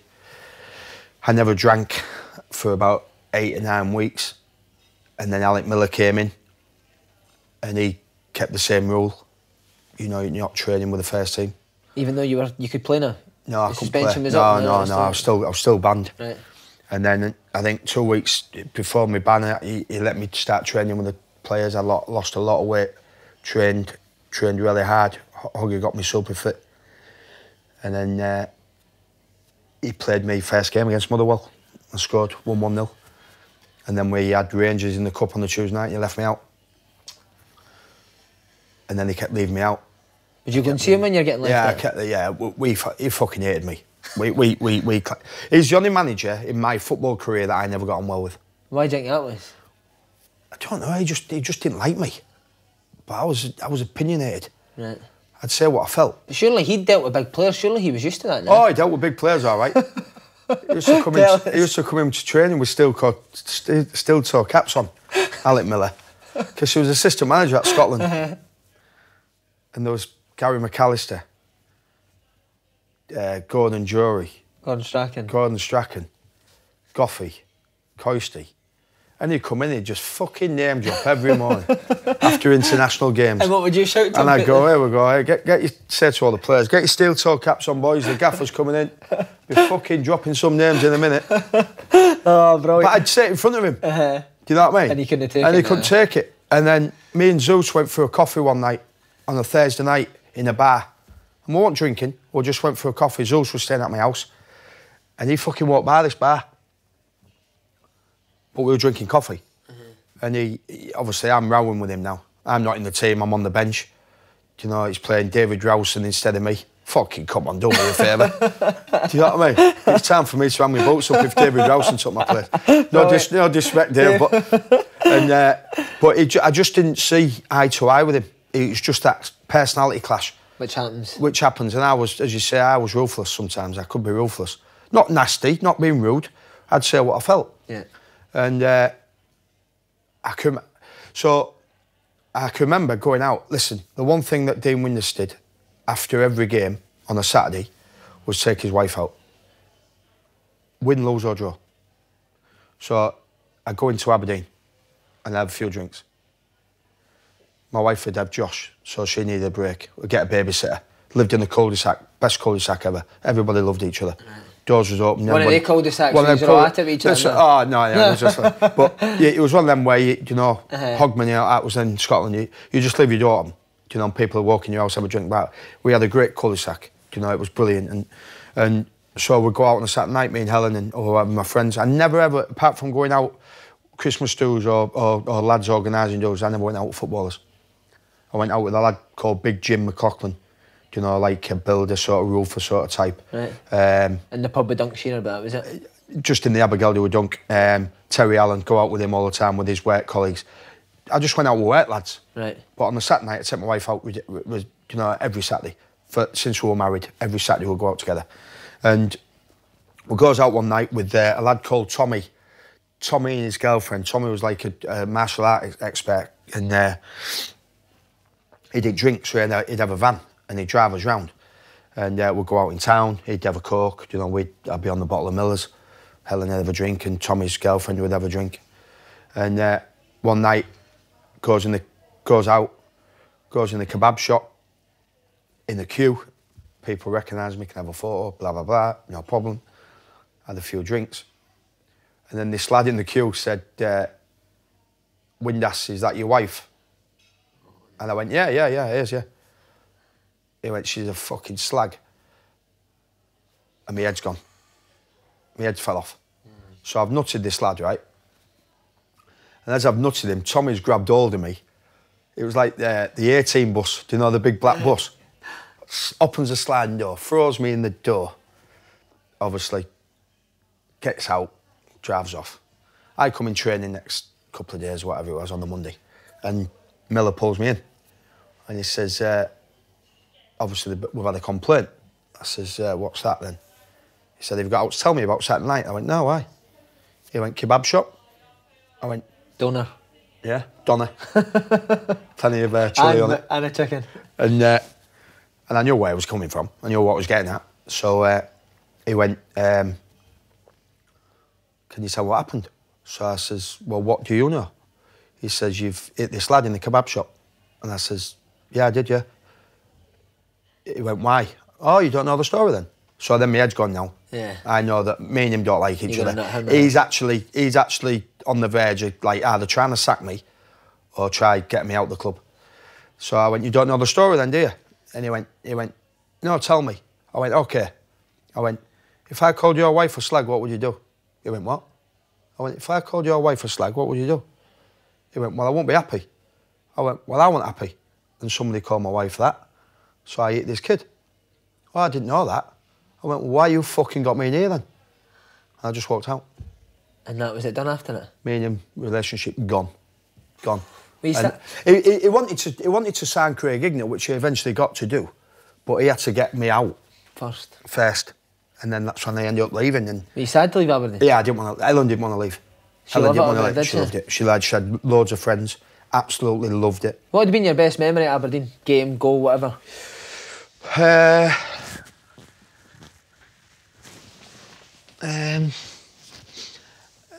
Playing at Hampden against Hearts in the semi-final, but we got beat 2-1. Michael Watt lobbed one in. I think it was Alan Johnson who scored for Hearts. I ended up playing with Alan at Middlesbrough. Good player, left winger. Cut inside, had a shot, and it's gone under Watty. That was a big regret, not getting to a cup final. Just playing at Ibrox and Celtic Park. Listen, going to Celtic Park, man, was a different world, man. You know, you're coming out and you just can't hear yourself think. I can remember Josh telling me, saying, listen, I was never good enough to play for Glasgow Rangers, but, you know, I was never good enough to play in the derby for Rangers and Celtic. And I remember Josh telling me, saying, Dad, he went home, he said, I've got a headache. The noise was that loud that he went home with a headache. Was there never any interest in the two for you when you were at Aberdeen? Well, no, not really. No. I made Dodgy's career, mate. And he'll watch this and he'll be, hey, you know I'm right, Dodgy. So what happened was, we're scoring goals for fun, me and Dodgy. We had an unbelievable partnership. And then Dunky would come on. Dunky, we used to call Dunky was a twat because I used to call him Zorro because he'd be on the bench and he'd tell us this. So me and Dodgy would be up front and obviously Bowley was injured again. And I thought I'd get that in. And he'd be on the bench, and I remember Sharpie and Davey Wiley, the physios, and they'll say, he's a fucking donkey, mate. Like, I go, why? He'd hammer you on the bench. So if you give the ball away, they'll go, Gaffer, get him off, he's fucking rubbish. Do you know what I mean? But he'd come in and go, I fucking destroyed you today. So I used to call him Zorro, you know what I mean? Brilliant. But he'd come in and go, fuck, I've got to get my appearance money, I've got to get on, you know what I mean? But then me and Dodgy started fucking scoring goals for fun, man, fucking hell. I can't remember how many goals I got one year and he got same or whatever. And Roy pulled me in and he says, Craig Brown's been on the phone. Have you got any Scottish grandparents? So I was never good enough to play for England. Bear in mind you had Shearer, Fowler, Sheringham, Andy Cole, you know, all these centre forwards, top players. So I was never good enough to play for England, not in a million years. And he pulls me in. Roy, he says, have you got any Scottish grandparents? I ain't got a clue. He says, can you fight? Yeah, I'll get you. So I says, so I rang my dad up. My dad was alive, and I said, Dad, I just had my gaffer's just pulled me in. Have I got any Scottish grandparents? And if you don't know Hessel Road in Hull, it was a bit of a rough place in Hull years and years ago, and I was born on Hessel Road. Hull people understand this. And then I moved to Gypsyville when I was 2 years old. I said, Dad, have I got any Scottish grandparents? He went, you're from fucking Hessel Road in Hull. Not a chance. Serious, right? So I goes to Roy, I said, I don't think I have, I ain't got any. He said, oh, well, Craig Brown wanted to play for Scotland. Subsequently, fucking Dodgy got in. Dodgy got in, yeah. So I got Dodgy, yeah. If I'd have been Scottish, Dodgy, well, you wouldn't have played for Scotland, son. And, but no, Dodgy was playing well at the time, so obviously needed a centre forward. Dodgy was Scottish, obviously. And then was at the PFA Awards when I moved back to England. And Mick McCarthy was there. And we were having a few drinks. And Big Mick come up and he went, have you got any Irish grandparents? Right? True story. And I went, yeah, I have, Mick, yeah. Have a fuck. I was just messing about. So I went, yeah, I have. And this is when Republic of Ireland was just going to the World Cup. I can't remember what year it was. And so I'm in the house next day. And my mobile goes private number. And I don't normally answer private numbers, but I thought... So I went, hello? He went, hi, is that Dean Windass? I said, yeah, it is. He said, it's Mick McCarthy's secretary. So I went, oh, hello. He says, we've had a phone call from Mick and saying that you've got Irish grandparents. Can you bring your paperwork? I went... I hadn't. I was only messing about. So I could have played for Scotland if I had Scotland. I could have played for Ireland. And I went to a World Cup. I could have gone to a World Cup, yeah. But listen, as you say, I was never good enough to play for England. But you know, the one manager that I would have liked to have played for, not just because of the Irish connection, was Big Mick. Top man. Top man. Yorkshireman, Barnsley lad. Tells us it is. Oh, I'd love to have played for him. Brilliant. Do you know, one of them managers where you just want to play for. You know, he was just brilliant. And another one, Ian Holloway. I'd love to have played for Ian. Fucking character, some great stories with Ian Holloway. McCarthy. Brilliant, man. Brilliant. Right, quickly, on to Bradford. We'll just round it up quickly. He's got promoted to the Premier League. As you said, that was your dream to be a Premier League player. Yeah. How buzzing were you? Well, I'd signed for Oxford and then they'd sold me for 950 grand to Paul Jewell. Bradford were third in the Championship. Robbie Blake, Lee Mills up front with Isaiah ranking, but he was a young boy from Arsenal. Jagger went, Paul Jewell went, I need you to push these two. They're my main strikers, but I need you to push these two. Wanting the team at first. Then got in, then come out, then got in. Millsy got injured, so I played up front as the target man. I become like a number 9 then. Right. And then automatic promotion. Beat Wolves last game of the season. Couldn't catch my breath. Was it? Buzzing. I was on. Emotional again? Yeah. But it was just the open top bus. The scenes around Bradford was just incredible. You double your salary. You're in the Premier League. It was just. I bought a new house just outside Bradford, so Josh was then obviously coming to 4, 5, 6 year old going to school. Jordan had been born, so I had a perfect life really. How good was that dressing room? McCall, Lee Sharp. Brilliant. Funny lads. Dean Saunders. Dean Saunders on the circuit. Give us a Dean Saunders story. He just couldn't get out of the change room. He just could not get out of the change rooms. He'd be just telling fucking stories. Terry Orriff was his assistant manager. So, the Wizard of Oz, innit? The lion. Just go, put him So Terry looked like the lion. So Deano used to take the piss out of Terry, because obviously being his manager at Wales. So it was just a great change room. It meant like the Phil Brown one with Wembley. The Ian Ashbys, the Nicky Barmbys, the Wayne Browns, Bose Mile, Andy Dawson, Brian Hughes, myself, young Fraser Campbell coming through. The change room managed itself. Phil didn't have to do anything. They're the best teams, aren't they? They're the best teams. They're the best lads. No big time Charlies. We had that with McCall, Beagrie. Beagrie was a fantastic. Stuart McCall, man. I played against Stuart when he was at Glasgow. We've interviewed Stuart McCall. What a guy, eh? Fucking brilliant lad. Great fucking character. Great player. Probably didn't get the plaudits as he got. He did the simple things good. But he was a leader. That Barnett. He was an ogre. Oh, God, that Barnett. How do you become ginger then blonde? It's a shock. Do you know what I mean? He used to say I'm strawberry blonde, not ginger. How do you become ginger then blonde? It's terrible. Do you know what I mean? What do you remember about the celebration? Remember he I was behind him. Motor, I was behind him. Like when he got on the car, and he had a can of lager in his hand, and he's fucking dancing on the car, and next minute he's tumbled backwards. And I've got the hat on. If anybody sees the scenes, I've got the hat on behind you, and I'm like that dancing and what have you. And he never dropped his can. Fucking best thing ever, by the way. And we played the charity game 2 weeks later. Paul Meadows playing the charity game 2 weeks later for some whatever. And Stuart couldn't play because he'd done his neck. So he sat on the bench, Stuart. He fucking can't move his neck. How did you find the Premier League? Demanding. Listen, going to Bradford, you knowing that you're going to be in a relegation battle. Struggling, Jagger just said, win as many home games as you can. I'd scored 10 goals. I was top goal scorer with 10 goals. Which was, listen, for me was a massive achievement to play in the Premier League. From that little boy getting released at 18 to be playing against the best players in the world. Do you think back to the times when you get there? Yeah. You do? Yeah, you give it on them. Not done bad. And then look at the bank balance. And then look at the bank balance, and then get divorced, and then look at the bank balance. No, listen, you're playing against the best players week in, week out. And like you said, the season that we got to the Premier League, I never went on holiday. I know that Helen had just had Jordan. Oh, really, right? I just trained right through. I trained every day. Martin Gray was one of my teammates at Oxford. I was still at a house in Oxford, so I was trying to sell the house. So I was based in Oxford at the time when the season finished. And so before the Premier League season, I just said to Martin, will you come running with me every day? And we used to do fartlek runs every day.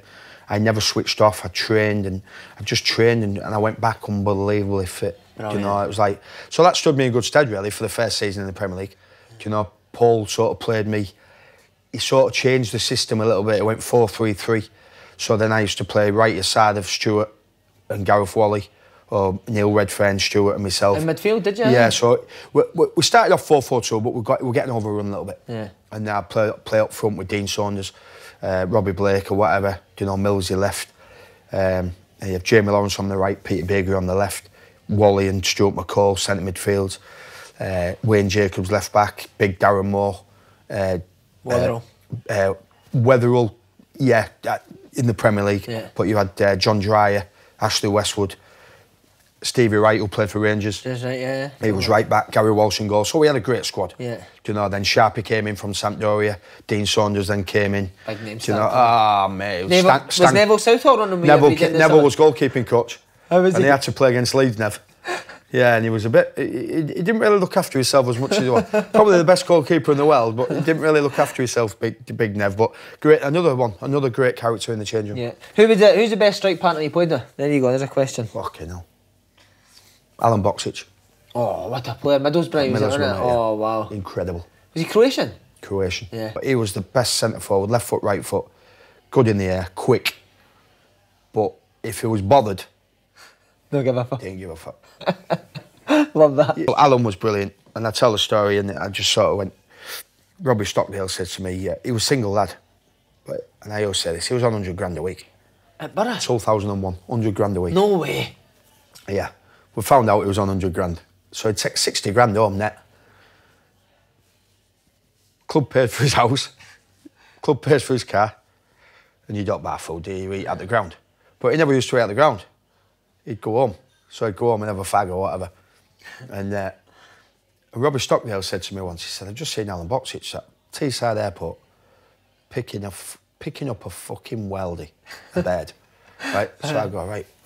So I was quite close to Alan. He was just sitting next to him in the change room. Because he had a few quid, didn't he? So I could dip into his pockets for the first thing. And he was a great lad, not big time. Didn't give a fuck. Great player. And he used to bring Croatian models in for 2 or 3 months at a time. Pay for them. Wow. Sleep with them. And they cook for him.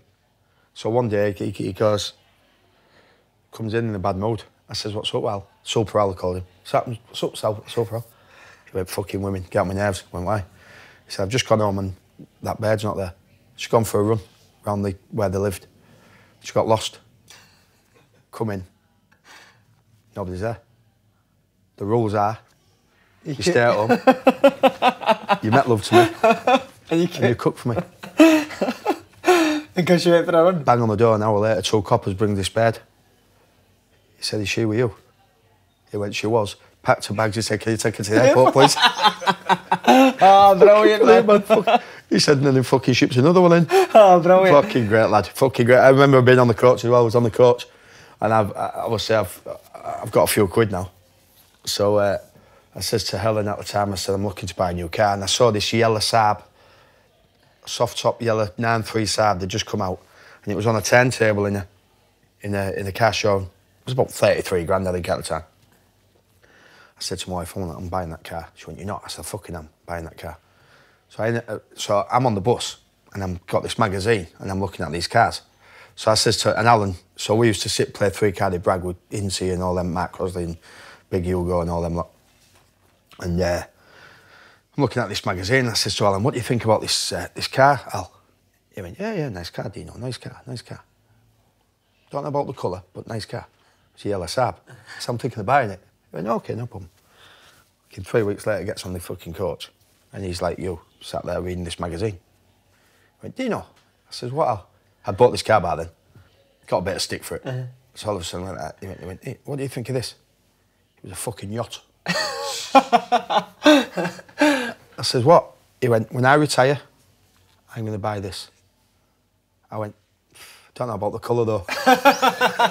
So I'm getting a 33 grand fucking Saab and he's getting a yacht to go fucking retire in the Mediterranean. You know? Has he retired? Do you know? Did you still speak to him? I haven't seen him for years. I think he's a bit of a him and the tennis players, Ivanovic, them two are best pals. Oh really? So I think they're kings he's in Croatia. As well, isn't he? So I don't think he'll be getting a new job with Children's Air Ambulance too. So one person I had to ask you about at Bradford, Collymore, how was he?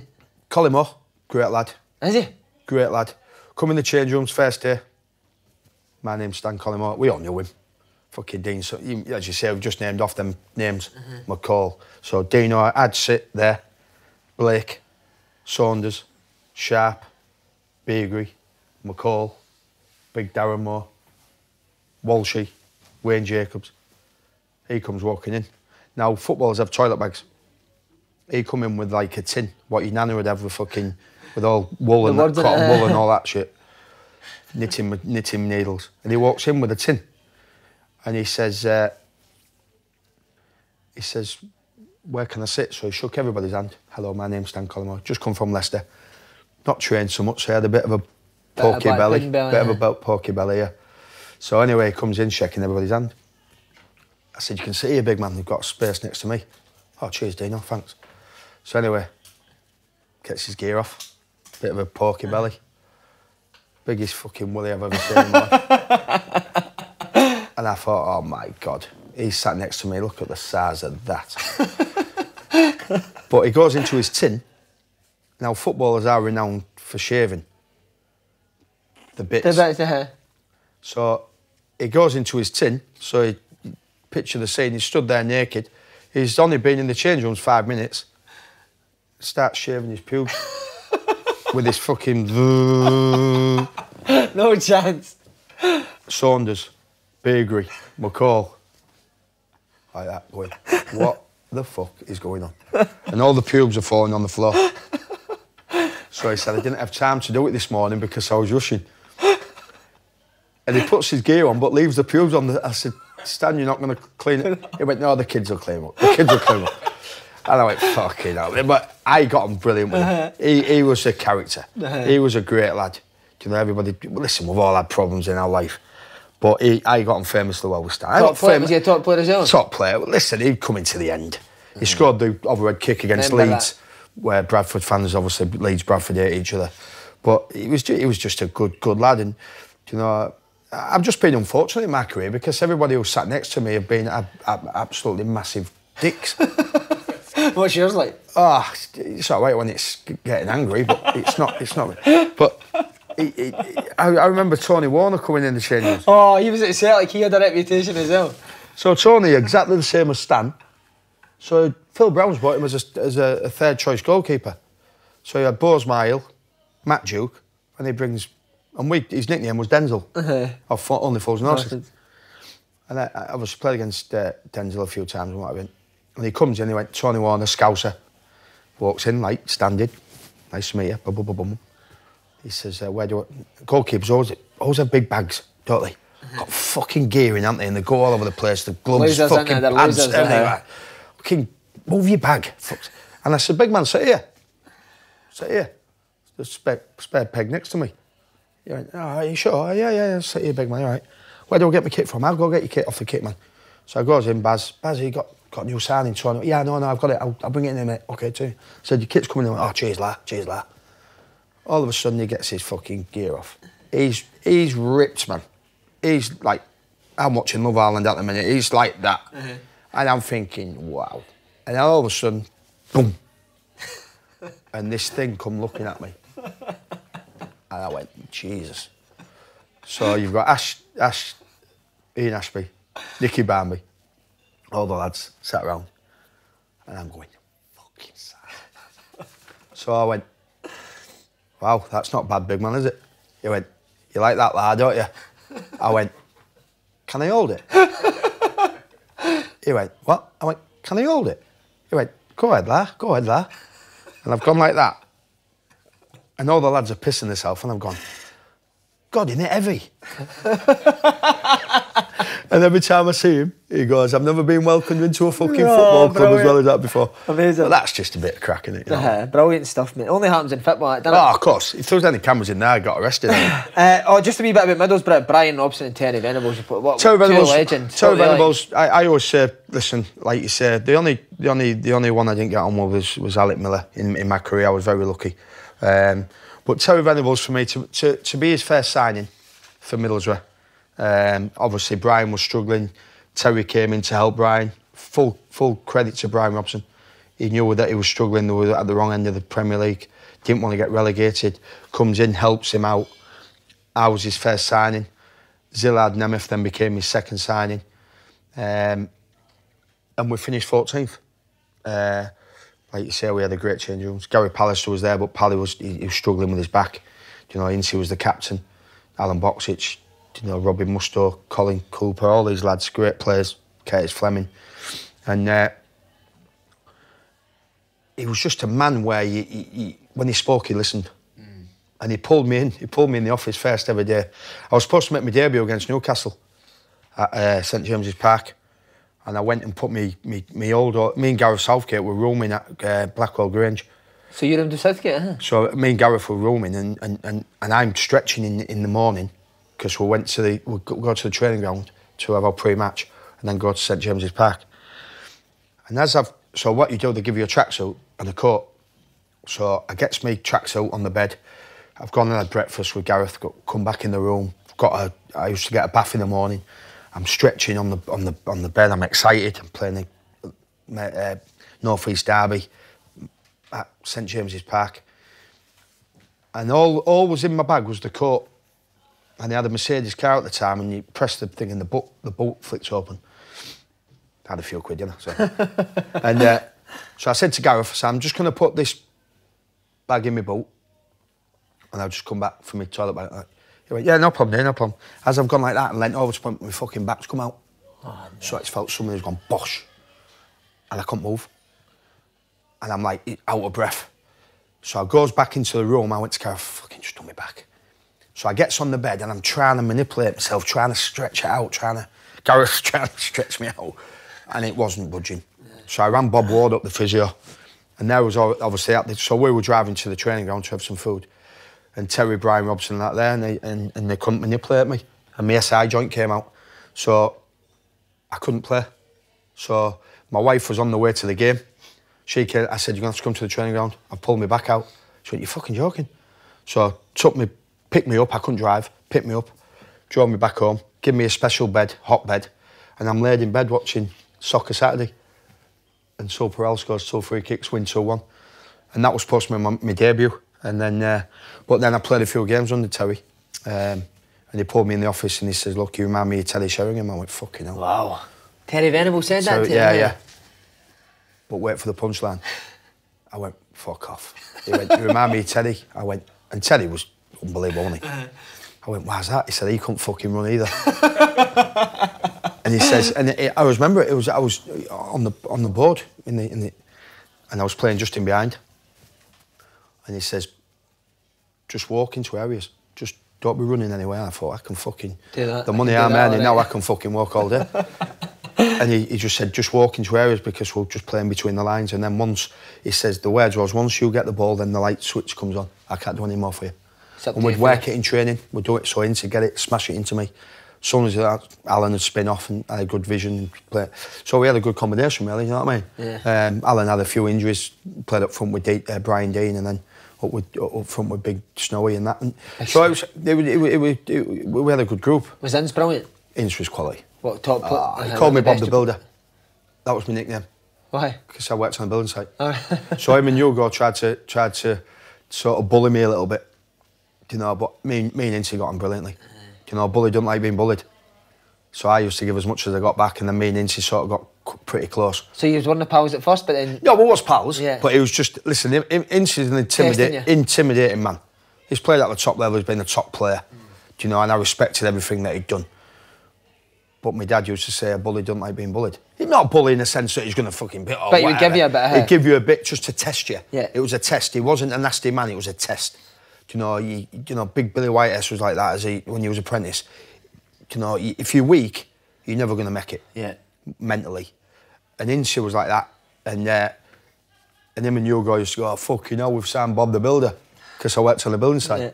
And the first ones were like, well, you've signed me. I said, you've only signed me because you're going to get fucking relegated. Now you've signed me, you won't get relegated. And we ended up, and he respected that a little bit, do you know what I mean? But he was a great pro, good lad, do you know, demanding. Remember playing at Highbury when Man United won the league, they played in the afternoon. And we beat Arsenal at Highbury 3-0.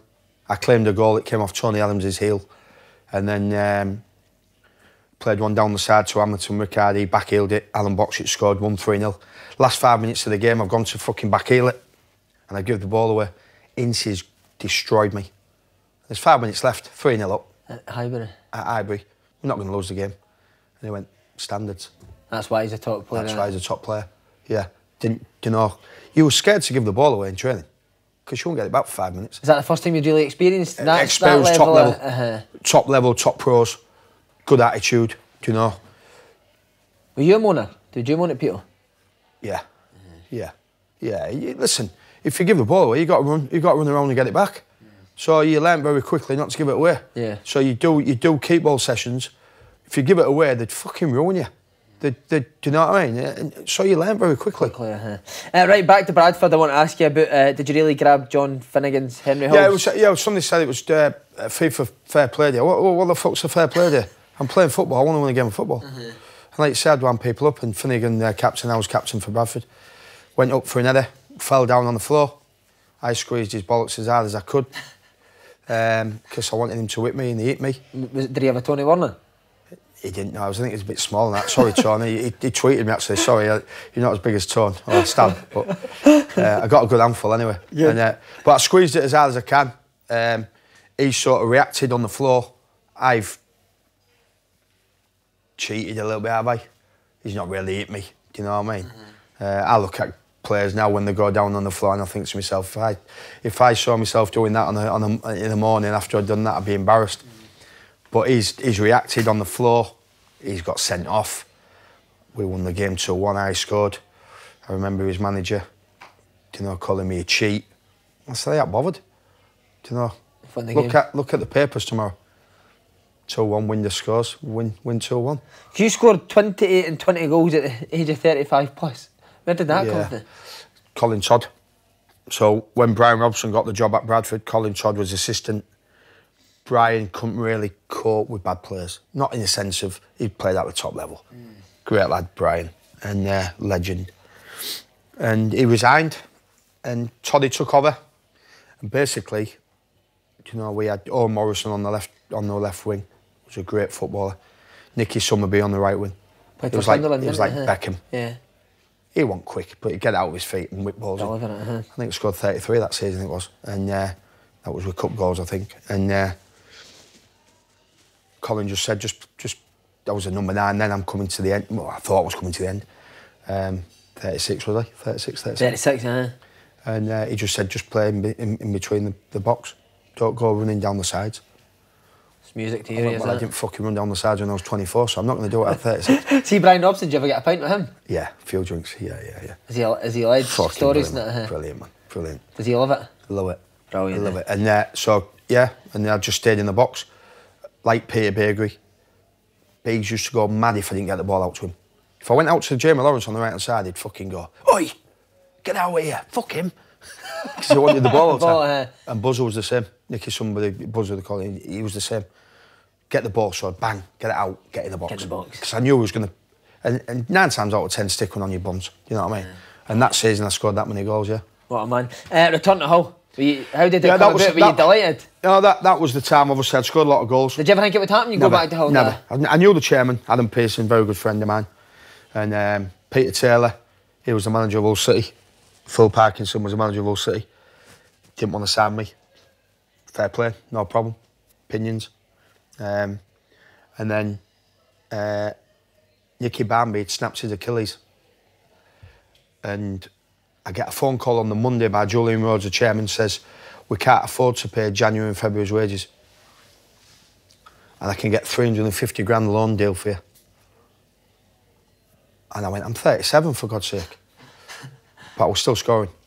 And he went, and you've got an option. I went, what's that? Then he went, Roy Keane, Sunderland, Phil Brown, Hull City.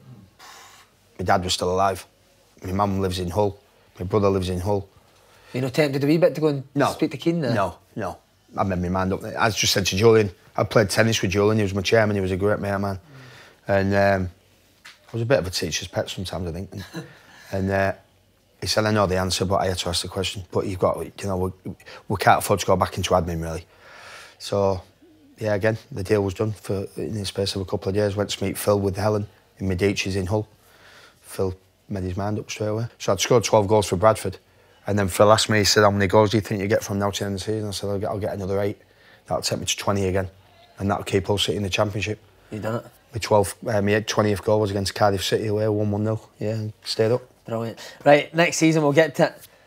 How much of a dream was that playoff final? Changed my life. Have you ever been so nervous going into a game? I wasn't nervous. No? No, I wasn't nervous.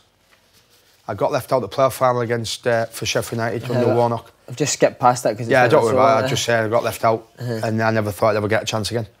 And Phil pulled me in the week before. He said, "Don't get injured this week. You're playing. You're starting. Give me 60, 65 minutes. Then he'll bring Callum Fallen on. Me and Fraser up front. I'd got 14. Fraser got 15. And it changed my life. Just changed my life. Would that be one of the best football day of your life? Yeah, without a doubt. Listen, people say it's what Roy the Rovers, the football club that I love all my life. I know that I'm not working at the club now as an ambassador, decided not to renew my contract, fair enough. But I'll still have that love and I always will do till the day I die. And I just said to Phil, in that 60-65 minutes, I'll score the winner. Don't know why I said it. Just had a feeling it'd be me or Barnes. Barnes being a Hull lad. And when Fraser chipped it, some goal, isn't it? It's not as like it's a tapping, is it? No, I couldn't believe it. I knew I'd hit it well. I thought if I ever touch, somebody might tackle me. You do it every day in training, don't you? Sometimes I go in the trees, sometimes. And for me that day, he was looking down on me. And I'm not a God lover, but he was looking down on me that day. And for everybody in the city, Nicky Barmby knocked the nail on the head. Changed people's lives around the city. You know, companies, you know, all city in the Premier League, for God's sake, man. Wow. What was the feeling like final whistle it? Well, I always want this photo. If anybody can get me this photo, me and Nicky on the bench, and there were 3 minutes added on time, and Nicky just said to me, when the referee blows that whistle, we're running towards that end. It was the quickest I'd run all afternoon, to be quite honest with you. And I don't know what happened to me. Something just happened to me. I knew that the wife and kids was in the stadium. I knew where they were sitting, and I just broke down crying. I just fucking went to my knees and just all the emotion just come out. I'm an emotional lad anyway. You know, I cry at fucking Emmerdale Farm. It's just crazy. Was that Dingle when he got dumped? When Lisa Dingle died the other day, I'm in tears, man. But it was just I've always been an emotional lad. Always. I'm not afraid to cry. I used to before I went to rehab and that, but it was just something just come over me, and having my family in the stadium, you know, my two boys and obviously Helen at the time, but the supporters, I probably knew all of them. Do you know what I mean? 30,000. Do you remember seeing faces in the crowd that you knew? Not really. No. You just see heads. I remember seeing one of my ex-brother-in-laws, John Laws. I remember seeing John, obviously throwing the boat into the stand, and just all the emotion through it. Just what a relief for everybody, really. You know, and I always say I'm not a selfish person in that way, but it could have been anybody. I didn't care who scored. You know, long as we win the game. Bristol City with a better team on the day. Bristol City with a better team on the day. Listen, classics like Championship playoff finals, like the Champions League playoff, the final of the other day against Liverpool, Tottenham.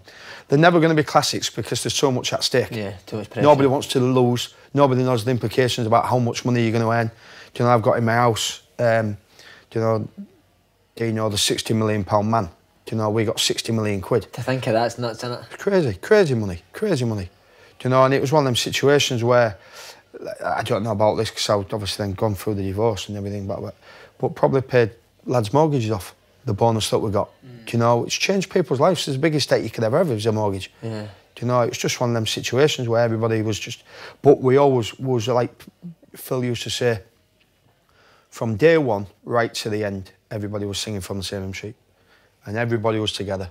There was no big time Charlies. There was a few arguments. There was a few rooks on the training ground. That's what happens. That's a sign of a good team as well, Of course it is. Everybody wants to win. And the trouble is, Ashby was like Inns.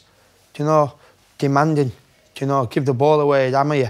Do you know, I'm not saying that Ian Ashby had any... he was the best player in the world, but he knew what he was good at. Do you know, he was like an Inns. He was like a Roy Keane. Yeah. Do you know, he was a leader. And you need that. But I was spanning the team, we had leaders. I know Barmby, fucking what a player he was. Played for England, Tottenham, Liverpool, Everton, Middlesbrough. Fucking unbelievable. If you're listening, Nick, lends a few quid. You know, listen, for those that don't know, who was the assistant manager that day? Brian Norton. Guy that released you as a YTA. I don't know why, but I got man of the match. But obviously because of the goal. I was probably the worst player on the park, to be fucking quite honest with you. And Brian was there. Obviously, he was our assistant manager right through. I got on really well with Brian. You know, I had that respect for him. And he knew how hard I'd worked through my career. Obviously, what's my career going through? You know, and I offered him it was only like a bottle of Coke, like a steel bottle of Coke, Coca-Cola thing. And I went to give him it at the end. I says, I want to present this to you. I said, because if it won't through you, I won't be fucking stood here now. And he went, no, you deserve that. You keep it. And I went, are you sure? He says, he got emotional. I got emotional. We had a kiss and a cuddle, and he just says, you deserve everything that you've worked hard for all your life. You know, you've sacrificed your life. So it fitting that it ended that way, really. Amazing how it comes back around. Just comes around, and then I sold my shirt for cancer research, Ward 33 of Castle Hill, threw it to all the children on the ward. Got 15 grand. The Allens bought it, my 15 grand shirt, what I played in. And then I sold the thing that I give to Brian. I sold that, and somebody bought that for 5 grand. Wow. For a Josh Fell Foundation for Cry. So I've got no memorabilia now, but it's all up there. Don't need it. Don't need memorabilia. Just lastly, you scored the Premier League goal for Hull. How much did that mean to you as well? 2 grand. Was that the goal bonus? Got the goal bonus. I just did it onto Kaboo, I think it was, and I came on. We were losing 2-1. Johnson scored a worldie right back. Glenn Johnson, chest fucking volleyed it right in the top corner. Went 2-1 down, and Phil just said, "You coming on?" He said, "Just get me a goal." And it was just a little bit of luck. Right place at the right time. Just headed it, just glanced it, and it hit Kabul, and it went in the top corner. We drew 2-2. So that was my final goal, yeah. Brilliant. My final goal. Did Phil Brown lose it a bit with the old half-time team talk? Yeah, I started that game. Me and Marlon King up front. Man City. Listen, it's one of them situations. Jimmy bailed him out, didn't he, when he did it the year after. And maybe Phil regretted it, but my old man used to say to me, when people are giving you a bollock, telling you off, stare at him in the eyes. And I always remember when Phil was going like that, 5,000 fucking old City fans behind the goal, fucking cheering. We're 3-0 down. Yeah. They're living the dream, by the way. We're 4th in the league, 26 points. Yeah. But it's Boxing Day. And Phil gave us Christmas Day off. And he blamed himself. Is that what you were saying? That's what apparently came out. Right. And he kicked off, but you couldn't hear him anyway, because the fans were shouting that much. And he was I just stared at him. I was just staring at him. And that was the oldest player then, obviously 39, nearly 40. He made a decision. Only him will tell you if you could get in front of him and say, "Do you regret that decision?" Every time I speak to him, I never mention it to him. Yeah. There's no need now. It's moved on. Everybody moves on. I think he's managing in India at the minute. So, but what a manager, by the way. Was he brilliant? Was he? Well, no stone unturned. Training sessions were good. His runs were hard. Great tan. Great. Well, no, he didn't have a tan, did he? He says he didn't have a tan. He was just naturally dark. He says, but no, he was one of the lads. But he knew when to turn the screw. He knew when if people weren't doing the right. Yeah, you knew when he lost it. Do you know what I mean? What about Bullard? How was he? Well, Jimmy came second season. Now was just coming on to the verge of retirement. It was a big money signing, and but he did his cruise ship against West Ham. So he was always injured, really. He was always injured, but I was coming to the end anyway. And I left the football club, so I didn't play a game with Jimmy because obviously he was out for 9 months, I think. That's a good laugh about the play. Fucking crackers. Is he? Crackers, man. Crackers. When he went in the jungle, that's my dream, to go in the jungle. And I said to him, "What's it like?" He went, "Dean, you'd be unbelievable if you went in the jungle." Would you go? Ah, mate. Well, let's get it done. Get him, Deano, in the jungle. Unbelievable. If I could go in that, even somebody asked me if I'd go in the celebrity Big Brother house. I probably would, but it'd do me head in because all the clothes all over the place and all that. The OCD. I think I'd kick off if somebody left. The jungle's the one for you. Jungle's one for me, yeah. Just finally, mate, obviously, Josh at Wigan, you're confident he's going to be a Premier League player? Listen, if he carries on the way he does, he's as you say, he's driven by success. And I firmly believe, if he carries on the way he carries on, and he trains hard, go back to Wigan, get a good pre-season under your belt. Yes, there's a lot of speculation about where is he going to go. There's a few rumours. Is he going to stay at Wigan? Listen, he'll go back to Wigan pre-season. This is what I'm saying as a dad, not as a footballer. You go back pre-season, you get yourself unbelievably fit, which he is. He wins all the bleep tests. He wins all the long-distance running. His body fat's 4 or 5 or something like that. Oh. So he can't be my fucking son, can he? That's crazy. But no, that is the aim for him now. Focus on. He loves his dogs. He loves the family. He's one of them lads where, he's do out for anybody.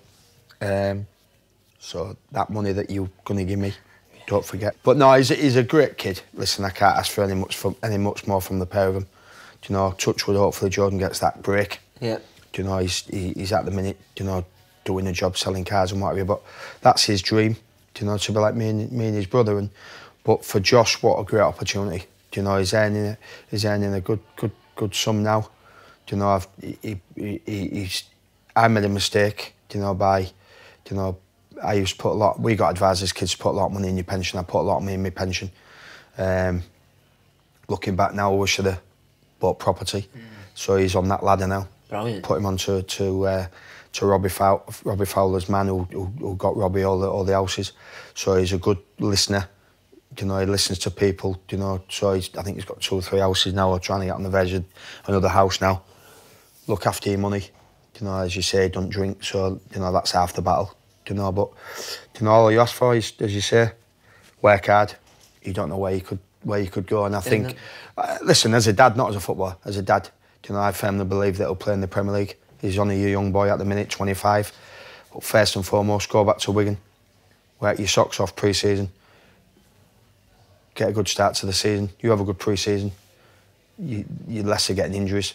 Do you know what I mean? Yeah. It's one of them where, but I know for a fact, you know, some people, as you say, think he's a bit of a big-time Charlie or what. He's not like that. No. He's just his character. He's just a laugh. He don't take life seriously, do you know, and I love that about him. Do you know, and he's, as you say, hopefully one day that, you know, I'll be watching him playing in the Premier League. Deano, it's been an absolute pleasure. Pleasure, mate. Loved Thanks it, very mate. much. Cheers, thank you. Mate. Thank you.